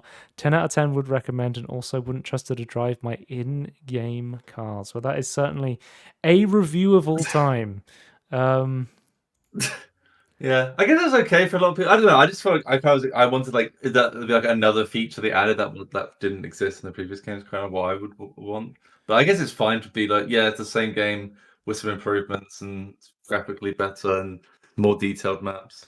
Look Outside came out on the 21st of March, and this was not on my radar until I saw a streamer I watch on Twitch playing it, and immediately I was like, oh, this is a Devolver Digital published game, and I've never heard of it. And I was like, what is this? It is essentially a like more of a hardcore like survival horror RPG set aside in a single apartment building, and it's one of those. Have you ever heard of the game like Funga, Fear and Hunger? That's a get like no, but it's like Fear and Hunger has that vibe of like imagine like like an Undertale or like a turn-based RPG, but instead of being like you're gonna fight Pokemon or you're gonna fight like random creatures, let's add like a almost like soulsy eldritch horror vibe to it instead. And we've been seeing like Okay. more and more Right. of these games popping up. Yeah. And I think this one looks really cool from what I've seen of it. Like, for example, I like how you start the game, and the game's called Look Outside, and the game starts up, and it's like you wake up and you have an overwhelming urge to look outside. If you look outside, you immediately lose the game, and you have to restart the game. Because everybody who's looked outside in the game has gone insane, and so you have to like you start building a party. You have to like scavenge resources. Like it has that survival horror aspect to it, but it's like you have turn-based attacks. You can do special moves. You level up your characters. There was this like whole side thing with the stream I was watching where there was this crying baby and he was going through this apartment fighting these giant rats, and he got to the crying baby's bed, and it was like this giant rat baby, and he had an option to like either like take the rat baby with him or kill it. And he was like, no, I'm not going to kill it. So he took the rat baby, and it was like, you cannot bring yourself to pick up this creature, and it just starts following him around. And then he goes into this room, and there's this giant like mouth in the wall, and it's like, feed me. And it's like, no, I'm not going to do that. And then he's like, the door's locked, and it's like, feed me. And he has to like feed it something, and he has this rat baby, and he's just like, feed me the rat baby. And it's just like, oh God. And he's like, I don't want to feed the rat baby. And it's like, you can have all of my food I've gathered so far. And it's like, no. And it's like, give me your arm. So he put his arm inside the hole, and for the rest of the game, he's missing an arm and he can't use ranged attacks, all because of the consequences of wanting to save this little rat baby. And I was like, this is a really fucking interesting RPG. When you have like something that seems like a really small choice just leads to this entire different set of choices that go like a really interesting direction. I'm gonna put this one on my wish list. Mechanically changes it. I think I want to play this because like he was like, this game costs like £9, and the game is so deep and there's so many choices. This game looks really cool. Let's have a look at some reviews. It's like Fear and Hunger, except it's fun and not a chore to play. If you like games like Earthbound, Lisa, and Undertale, and others just like that, then you'll love this too. I highly recommend that you give it a try. Very likely won't regret it. Also, go ahead and just take a peek outside. Yeah. This game belongs on the podium of the best turn-based indie RPGs alongside Amari and Undertale. It's criminal this game hasn't been talked about, the possibilities and different ways to progress in the game, how one little dialogue can change the entire outcome of the game. There is so much love in this game, it's insane. 10 out of 10. Use F4 for full screen, by the way. But yeah, this was something that was completely under my radar. I saw it on Twitch, and I was like, oh my God, this looks really interesting. Yeah, I've never heard of it before. That came out on the 21st of March. Schedule 1 was one I was like, this, when you open Steam sometimes, it brings up like a carousel of games, and it's like, you should check out this game, this game, and this game. This game popped up, and I was like, why is this game so popular? Because I hadn't like heard anything about it or seen anyone play it. Like the art style almost looks like Rick and Morty almost, I want to say, but it has this very much like simple Unity vibe to it, but it almost is like reminding me of like I think it's a game where you have to like manufacture drugs and sell them, but it's almost like, when I saw it, it was reminding me of like, like a cozy game, almost like a power simulator, but like, it was also reminding me of being on like Dark RP on Gary's mod and like having money printers and selling them and trying to avoid the police and stuff. So let's have a look what people are saying. Is that what it's supposed to be? Like, is that what the genre it's in? Like, what? It says co-op. Oh, it has co-op as well. Simulation crime open world. Bought the game, brewed cocaine and meth with a friend, but he got caught and he ratted me out for 1 gram of cocaine and I got caught and we all went to jail. But when we got out, we decided to play the game. I recommend it. Okay. We made a type of weed, the game called Tokyo Shart, that gave the smoker pitch black skin and makes them bold. A woman came up to me and asked me for weed, didn't like the price I offered, proceeded to stab me with a broken glass bottle, 10 out of 10. So it seems like it's a game where you're like, you know what also reminds me of? Like a GTA Online, where you just have like a bunch of businesses you're running and like just the base GTA Online is like, it's about building like a criminal empire. Oh, okay, cool. But yeah, I'm interested in this game. And there's a demo as well, so maybe I'll try that out. Add that demo to my library. Oh, it looks pretty, especially with multiplayer as well. I can see people playing this with their friends. Spilled came out on the 22nd of March. I remember I played the demo for this, and it was like a little cozy game about unpolluting the river and like upgrading your boat. And it was made, I saw an interview with the developer. It was made by like an actual video game student who like actually lives on like a barge boat and was developing it on there. Okay. Which I thought was pretty cool. Spilled is a very cute game by a solo developer who lives in a boat. Your job is to use your little boat to clean up spilled oil and capture other litter in the water. Once you fill to capacity, you can recycle your oil and litter at a recycling plant. With the money obtained, you can upgrade to receive a wider scoop, more speed, or more storage space. This is a very chill, calm game, which is satisfying to play. Who doesn't enjoy making the water cleaner? For the marine life in it, you can rescue 16 animals along the way. There's even a big boss at the end to beat. Graphics are cute and colorful but basic. But you like the water change of color and marine life appearing. You can take your time. There are no speed tests. The game is designed to be relaxing. Money for this game goes to the WDC, the Whale and Dolphin Conservation Charity. So do your best for the planet. I'm hoping the dev add more levels in the future for the money of the game. 1 hour was too short and just didn't whet my appetite. I would be surprised if a bigger developer copies this game as it is a popular concept. A great effort for the new dev. Makes me want to run out and buy a boat of my own and do this. Will you join me? 8 out of 10. It seems like it's quite short, like an hour or two. How much is it? It's about £4.50. I don't think that's too crazy, but yeah, definitely. £5 off sale, right? So yeah. Yeah, when I played the demo, I was like, man, this is really fun, but I'm intrigued like how much more of this is and where it's going to go. And it seems like from what I played the demo, there's not like a crazy amount more content to it. But like as a game from a solo indie dev, it's pretty impressive what they've done. So that is cool to see. Yeah. The first Berserker Kazan came out, Tony. This was a demo I played in the Steam Next Fest, which I had mixed feelings on. I thought there was some cool stuff, but ultimately I was like, it was kind of boring. Is it being? What do people think? Is it like a mixed review thing? Or was it people not enjoying it? I think people are enjoying it. It's got a 90% positive on Steam, which is pretty crazy. The game is great, complete on release and well polished. Combat flows nicely and just a well-designed game. Great job to the devs. I recommend trying it if you're an action RPG fan who likes the ebb and flow of fights along with fun abilities. It's just a real cool game.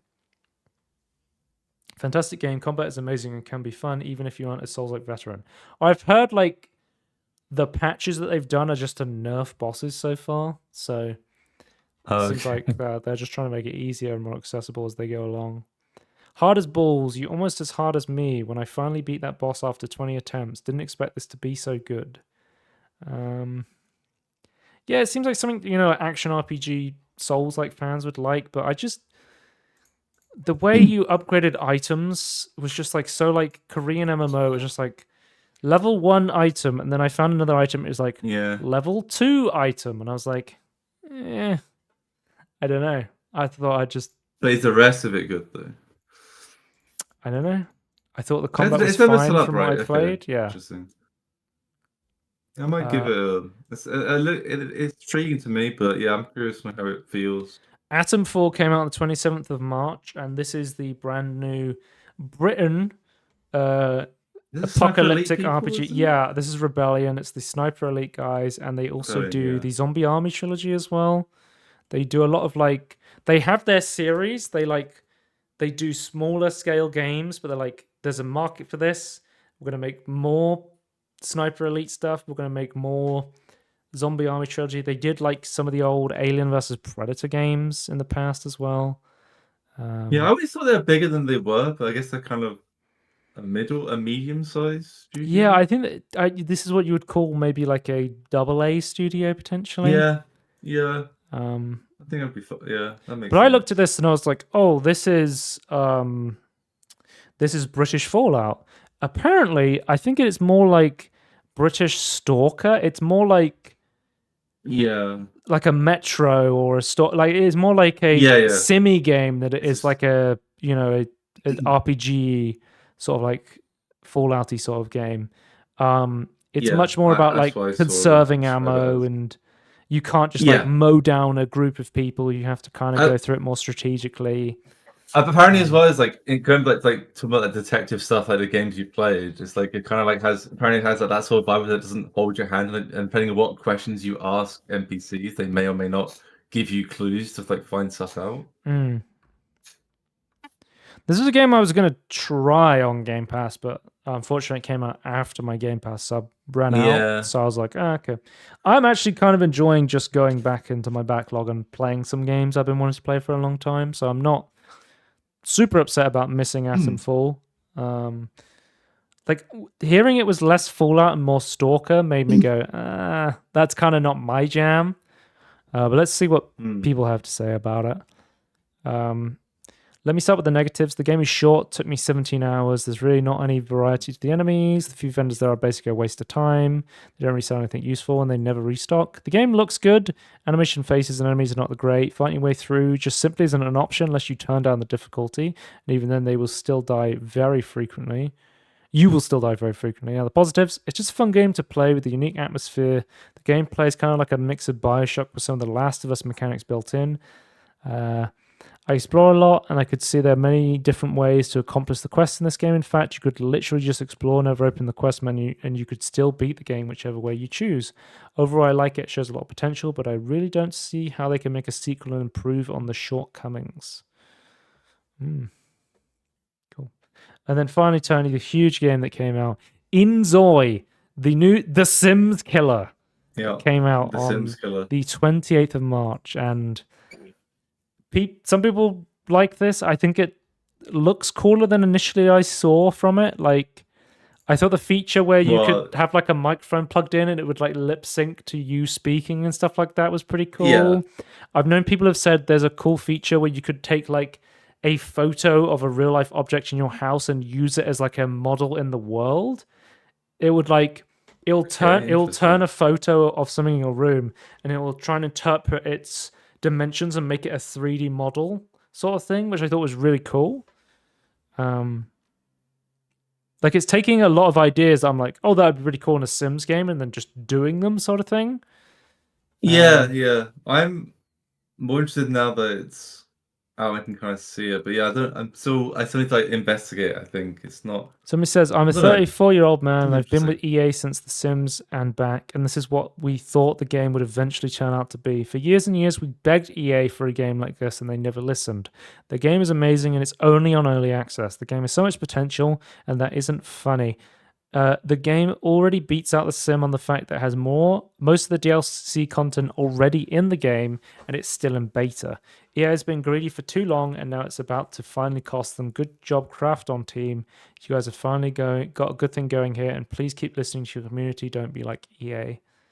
I played 12 hours thus far and have a pretty great time. I like how your Zoys will get up on their own free will without input. I focused on my main Zoe for a while to help her achieve a big milestone at work, and when I came back, her brother had somehow quit his job, dropped out of school, and become blackmailing people for a living. Class. So it sounds pretty interesting. Okay. I'd be really interested to see like I'd be interested to see like what this is like to play as a non-Sims fan. Cause it seems like a lot of people went in and were like, I love The Sims, but they've been ignoring our demands for too long. Let's see what's something else. Are you interested in Inzoi at all? I was not interested in the initial offering, Yeah. but I'm now more interested because of the positive The initial, reception. yeah, the initial offer was, yeah, the initial offer was like, I don't know, like what. I didn't know like how much the game was going to be like Sims. It's like you have this. You like not designing showing it. houses Now, and but stuff, now right? it's showing the Sims. Yeah, yeah. Like this looks really interesting for both architectural and like life simulation stuff and character creation stuff. I think they put a lot of effort in. I'm curious. Yeah, if there's a demo, like just the actual. So there's a demo of the creation before, right? Right. I think there may have been like a technical beta, but I think it's now an early access only sort of thing. So if they had like a small, I don't know, like maybe like I don't know. Oh, Tony, we like also a tutorial like zone. We also have to talk about the bug that made it so that you could kill. It allowed players to run over and kill kids. Over? Yes, so you could drive a car and run over children, which is a bug which they've patched out. Which I was like, I mean, it's realistic, but normally I have to install the kill children mod, but you know, yeah, Inzoi comes with it pre-installed.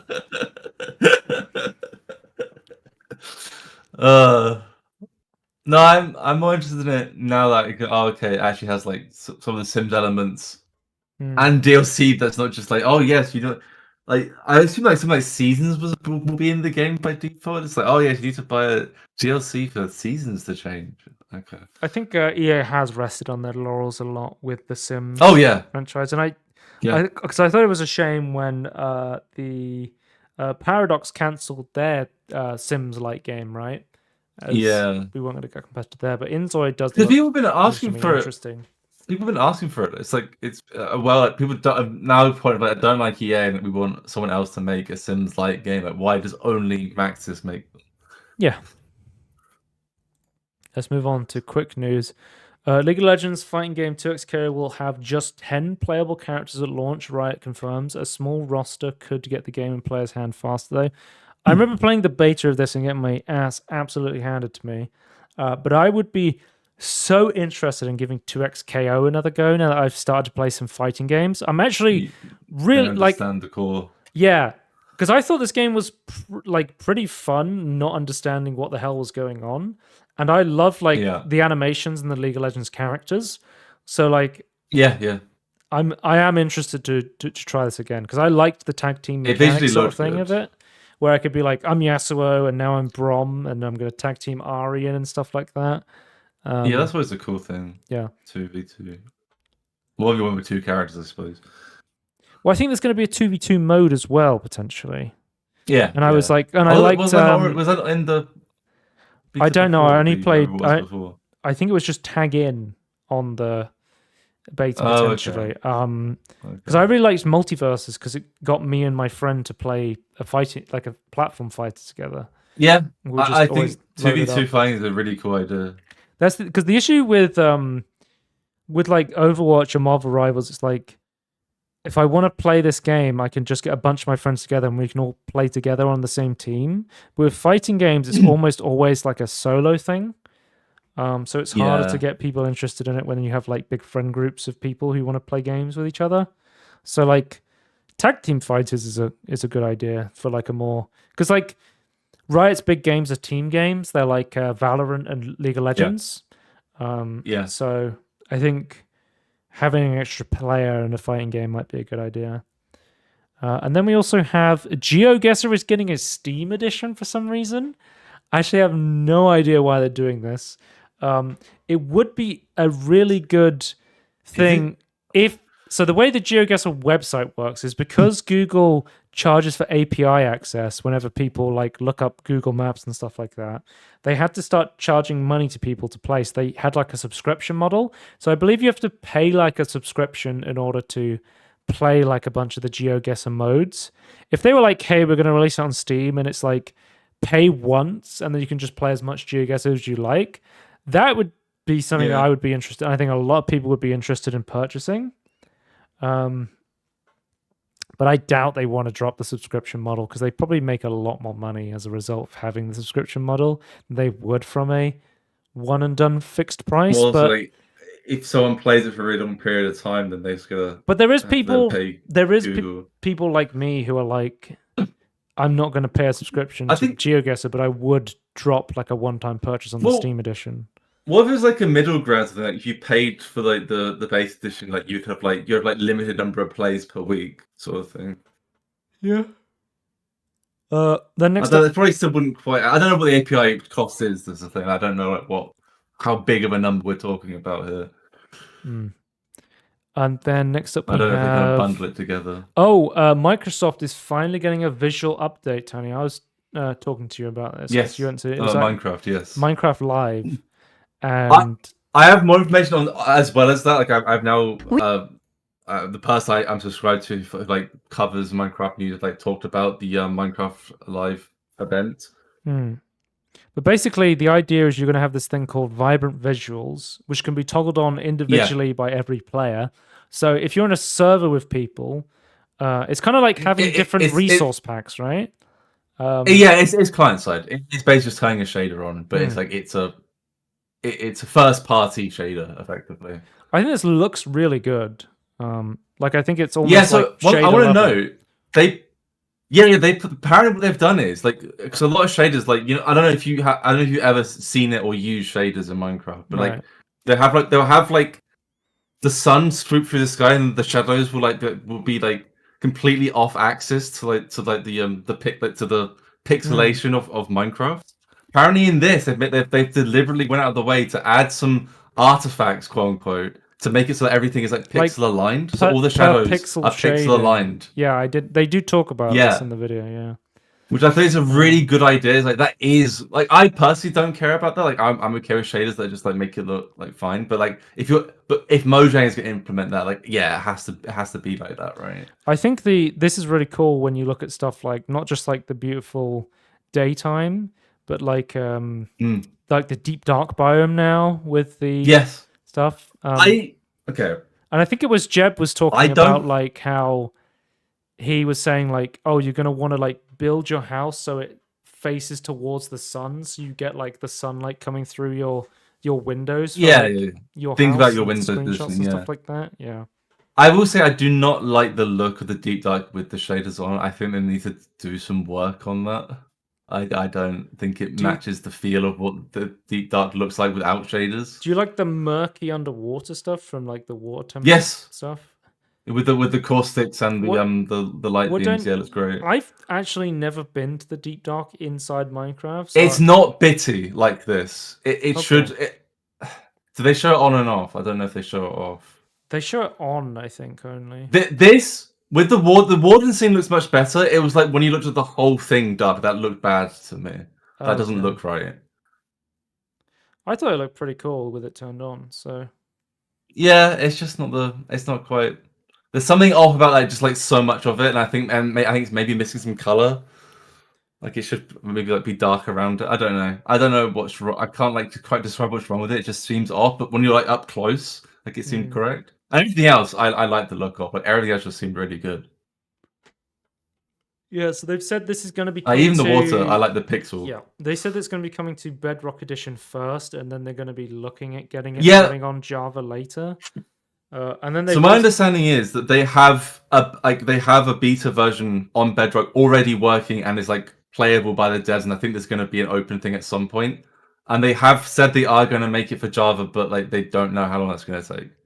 Yeah, because they've also said this is still in development, so we don't even know how long this version is going to. It could be people are joking, oh, this will be coming out 2028 or something like that. I think people expecting this for Bedrock in like maybe this year, maybe next year. Okay, but like, but Java would be a lot further down the line. Oh, what was I going to say? I can't remember now.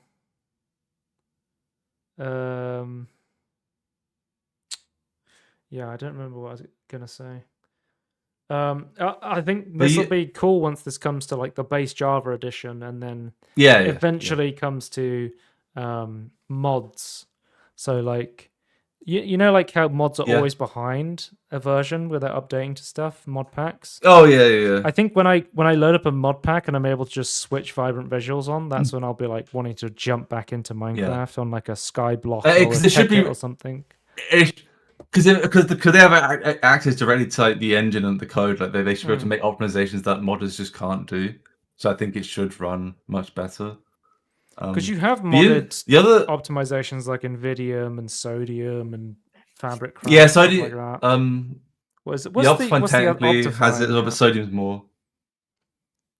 But But yeah, like if you one thing normally have Optifine and shaders. One thing I wanted to mention is they said this is coming to supported platforms. So I wonder who gets the support for vibrant visuals. I don't know. Is this going to be on the base consoles like the PlayStation 4, the Xbox One? Will this run on the mobile version of Minecraft? Will this run Yeah, I'm on not the sure. Will this run in the 3DS version of Minecraft? There's so many questions. Yeah. Yeah. Imagine they had this running on the fucking DS version of Minecraft. Oh god. Yeah, I thought it's technically the similar underlying code at this point, but I bet it's not like it's not feasible performance wise to have it turned on. But yeah. But you haven't talked about the happy ghast in the Minecraft lore. What's the happy ghast? I missed this. You can find the dehydrated ghast in the Nether, bring it to the overworld, hydrate it. It's like a small happy ghast that follows you. You can then feed it snowballs. It grows up to be really big. You put a saddle on it. Yeah. I think it's like a special ghast saddle. So it doesn't. And then you can die when it comes. You can then fly. You can then use it to park on it, so you can like use it to like build in mid-air, like underneath bridges and like airships and things. So like you can it's like a building platform, and you can fit 4 people on it. So it's like a flying mount. How fast is that? Yeah, it's pretty slow. You get it before the elytra, so it's before you get to the end. Before you get your elytra and your rock fireworks. Yeah. I don't think it's going to replace that. I think this is really good for building. Like this is like I just want what I really want is a way to have chests stored. I don't need it to be like a big chest because like the end game thing is like you have like lots of shulker boxes. I would just like a chest on the ghast once you add the saddle to it. Like I just feel like having some sort of storage would be really good. That's the only thing it's missing. Right. I think it's all there. That's all the big things. Yeah, that's what they're showing. Like there's dehydrated. You water it like a plant, and it becomes happy. Does it still make noises like minutes? I don't know. Oh, I think it made happier versions of those sounds. Okay. Does it shoot fireballs? No, it shoots snowballs. Snowballs. Okay, because it's been wetified, I guess. Yeah. Do you have to feed the pet? To grow it from small to large, you need to feed it snowballs. Okay, right. So you can keep it. I believe the idea is you can keep it small if you want, and just like follow random animals. Tony's giving me the deep lore Minecraft news. You'll love to see it. I'm actually really excited. I think both like the shader stuff and the it's actually pretty cool. I think it looks really cool. And they're like. They in the past like 6 months they've been doing what I've actually wanted them to be doing. That they're going and this is a part of it as well. That they've been going back to older content, older biomes, and adding more stuff to it. Like that's why I've been wanting for ages. Cool. Should we move on to the Nintendo Direct and then the podcast? Yes. So these are the trailers I was interested in. We have Raidu Remastered, which is a old ass Atlas game that has been completely remastered. I wrote down Atlas full remake of a game I've never heard of. Log me in. So it's about like, I honestly don't even fucking know. I literally was like, there's a detective agency, and I saw it's a magic detective agency. I saw Jack Frost, which is like a unit in Persona. I was like, wait, is that fucking Jack Frost from Persona? But it's like I think like across the different, like the Shin Megami Tensei and the Persona stuff, they use like similar characters across them. So like, it seems like they've changed the gameplay of the game as well, because people are saying the gameplay now is kind of a slog. Because I think this is like potentially like a PS1 game or something like that. Like it's a very old game. It's that old. Right. But it seems like that instead of being like doing some light touch-ups, they've completely sort of like overhauled the game sort of thing. So it's like, I think it's more than like a reload makeover. It's more like a full remake sort of thing. Yeah. But yeah, this is coming to Switch, and it's also coming to Steam. It's has a store But it's page. It's interesting. I just wish I coming knew what was going on. the 19th of June of this year, and that'll be coming out. Okay. Undertake the Case of the Century, the must-play classic from Atlus, the studio behind Shin Megami Tensei Remasters. Devil Summoner Raido Kuzunuha versus the Soulless Army. A young heiress approaches the Narumi Detective Agency with a strange request to kill her. Without any further explanation, the girl is kidnapped. Apprentice Detective Raido Kuzunuha, the what number is that? That's the 9th, who moonlights as a devil summoner assigned to protect the capital, is on the case. Are you figuring out what this game's about now, Tony?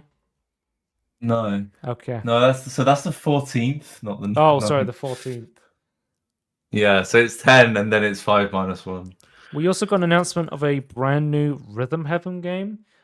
Rhythm Heaven games have been like a staple of rhythm games, and they've been mostly exclusive to the DS. They're almost exclusive to like the DS. I think there was one on the Wii, and then they've just been kind of dormant for a long time. But they're really like. So it's a Steam Deck game? Well, no, because it's coming to the Switch. Yeah. It'll be a Switch 2 game, I guess. I think it's going to be. They're almost always Switch Nintendo exclusives. They never come to PC, you think? No, I don't think so. Okay. But it's essentially, imagine like a WarioWare style rhythm game. Like there was I think there was one on the DS where you had the microphone in the DS, you would have to sing into the microphone like like in time with the microphone and stuff like that. So it's basically just like a bunch of rhythm based mini games, and they always look really fun. So I'm excited for that. Also, you remember we had like the spiritual successor to Patapon, which is like a weird like unit commanding rhythm game. We've also got an announcement of an official remaster of Patapon 1 and 2. So they're basically remastering this game with full quality of life features. I think this was like was it a PSP game, Patapon, potentially? But like some of the cool like quality of life features is like you would have to input like certain inputs to be like, okay, now attack, now come back.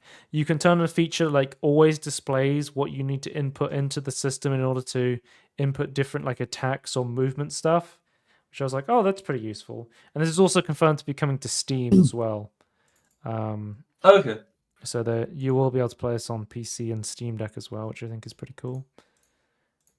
We got a new trailer for Shadow Labyrinth, which again, I will say again is the Metroidvania Pac-Man game, which apparently I've not seen Secret Level yet, so apparently there is like a Secret Level episode that is kind of along these lines, which I find crazy. But Tony, you know me, I'm on the quest to play every Pac-Man game. I've got to check out Shadow Labyrinth. It's technically a Pac-Man game. Yeah, actually looks pretty cool. I like the start is cool. I don't know about. Yeah, I guess I have seen the stuff before. Yeah, that's pretty. Yeah, it seems interesting. And I like the fact you like literally turn into Pac-Man and go waka waka mode. So, yeah, is that like Samus's ball mode? But then you also like turn into like mechs. You can like transform into different creatures. Yeah. What? There's some weird stuff going on in this game. Well, I didn't pay attention before, maybe. Yeah, it seems interesting. That's coming out in July. It's very loosely Pac-Man.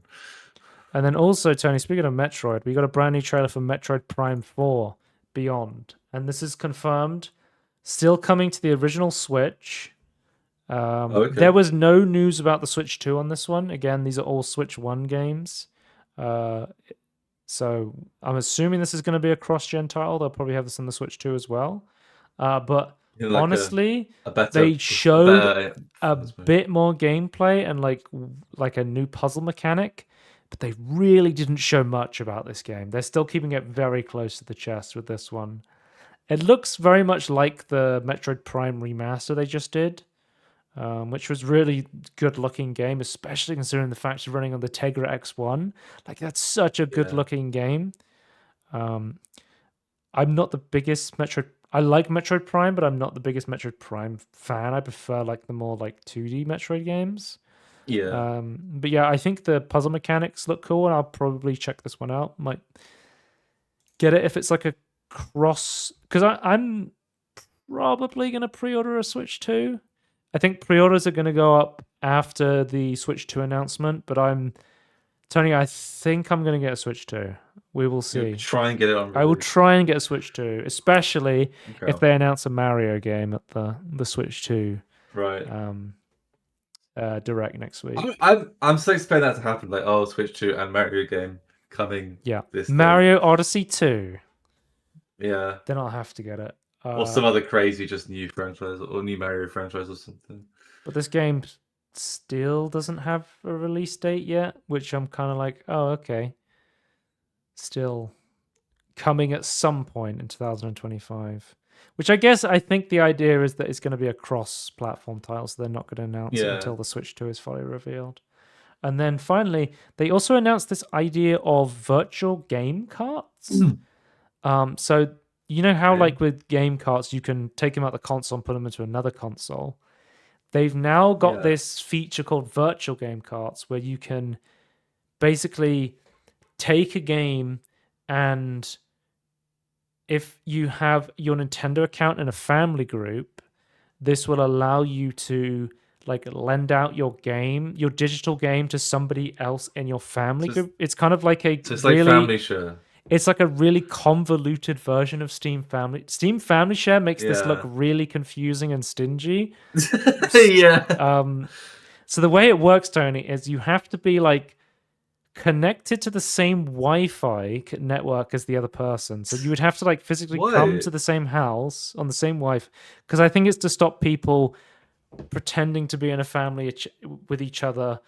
They'll just meet up at like a video game conference, and then they're worried it's going to stop game sales, I think, which is why they've kind of locked it down a lot. But surely you limited it by being has to be part of your family anyway. Like, surely that's a limiting factor already. But yeah, like, but then you can lend it out to somebody for 14 days, and then it will come back to you. And I don't think you can play the same game at the same time, sort of thing. No. Which is something I think you may have been able to do before, potentially. I don't 100% know how lending games works, because like me and my sister have a lot of physical cartridges, so if we want to play on it, we just borrow the cartridge. We don't have many digital games. Like, before you like give it to a friend, they just go, "Oh, here, have the cartridge." Yeah. Like Switch is a system that I prefer having physical versions of a lot of the time. Yeah. But yeah, I mean it's a good feature that exists, I guess. But yeah, you have to load up a bunch of game carts, and then you can switch them between. So, because they were saying, oh, if you have a second Switch, you can load up the game on your second Switch, and I'm like, I do literally know people who've purchased a second Switch in order to like play different games. That there is people out there with multiple Switches. So because of you can only have one save per game. You can only have one Animal Crossing save on Animal Crossing. You don't have a Switch.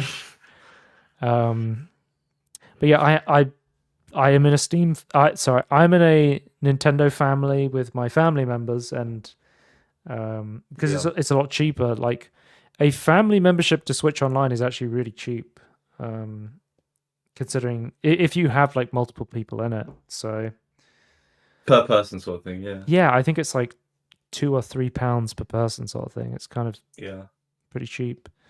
But yeah, it's cool. So with virtual game cards, you would lend your digital game to your family and friends, and they can also borrow them yourself. Any instance of lending will last for 14 days or sooner if the lender returns it manually. And you'll need to ensure that whoever you're lending it to is in your family group, which can store up to 8 users. You simply choose which game you want to lend via the management screen, selecting who you're lending it to, and send it via a local connection. And you'll only be able to send one game per user at a time. And after 14 days, it will automatically come back to you. You don't need the same Wi-Fi thing with all these other limitations. Just it's fine. At the moment, you can download digital games on more than one system, provided you're signed into your Nintendo account on both. However, the catch is with that is that one of your consoles will be designated the primary console, and here that you can play any digital game without the requirement of a internet connection. Because I think you have to register the game as a virtual game cartridge with an internet connection once, and then you can play it offline completely after that point, sort of thing, for the allotted time. Yeah. Which I think is they had to do that because so many people play their Switches out and about without an internet connection. Yeah.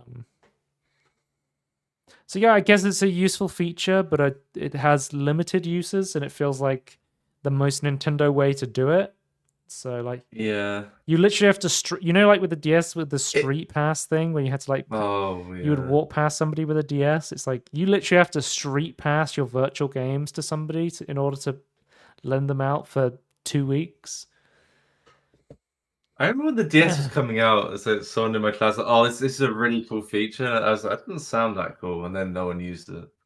The thing with Nintendo features is sometimes it's like, this is so useless, why would anyone use this? But then sometimes it's like, this is so unique and so interesting, and nobody else would think to even attempt to do something different like this. Yeah, but when you're doing convenient stuff, that shouldn't be how you approach things. I think for like creative things, yeah, 100%.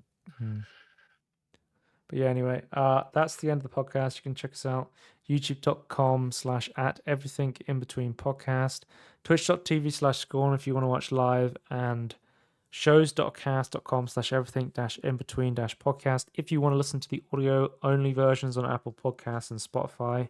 And we will see you next time. Goodbye. Bye.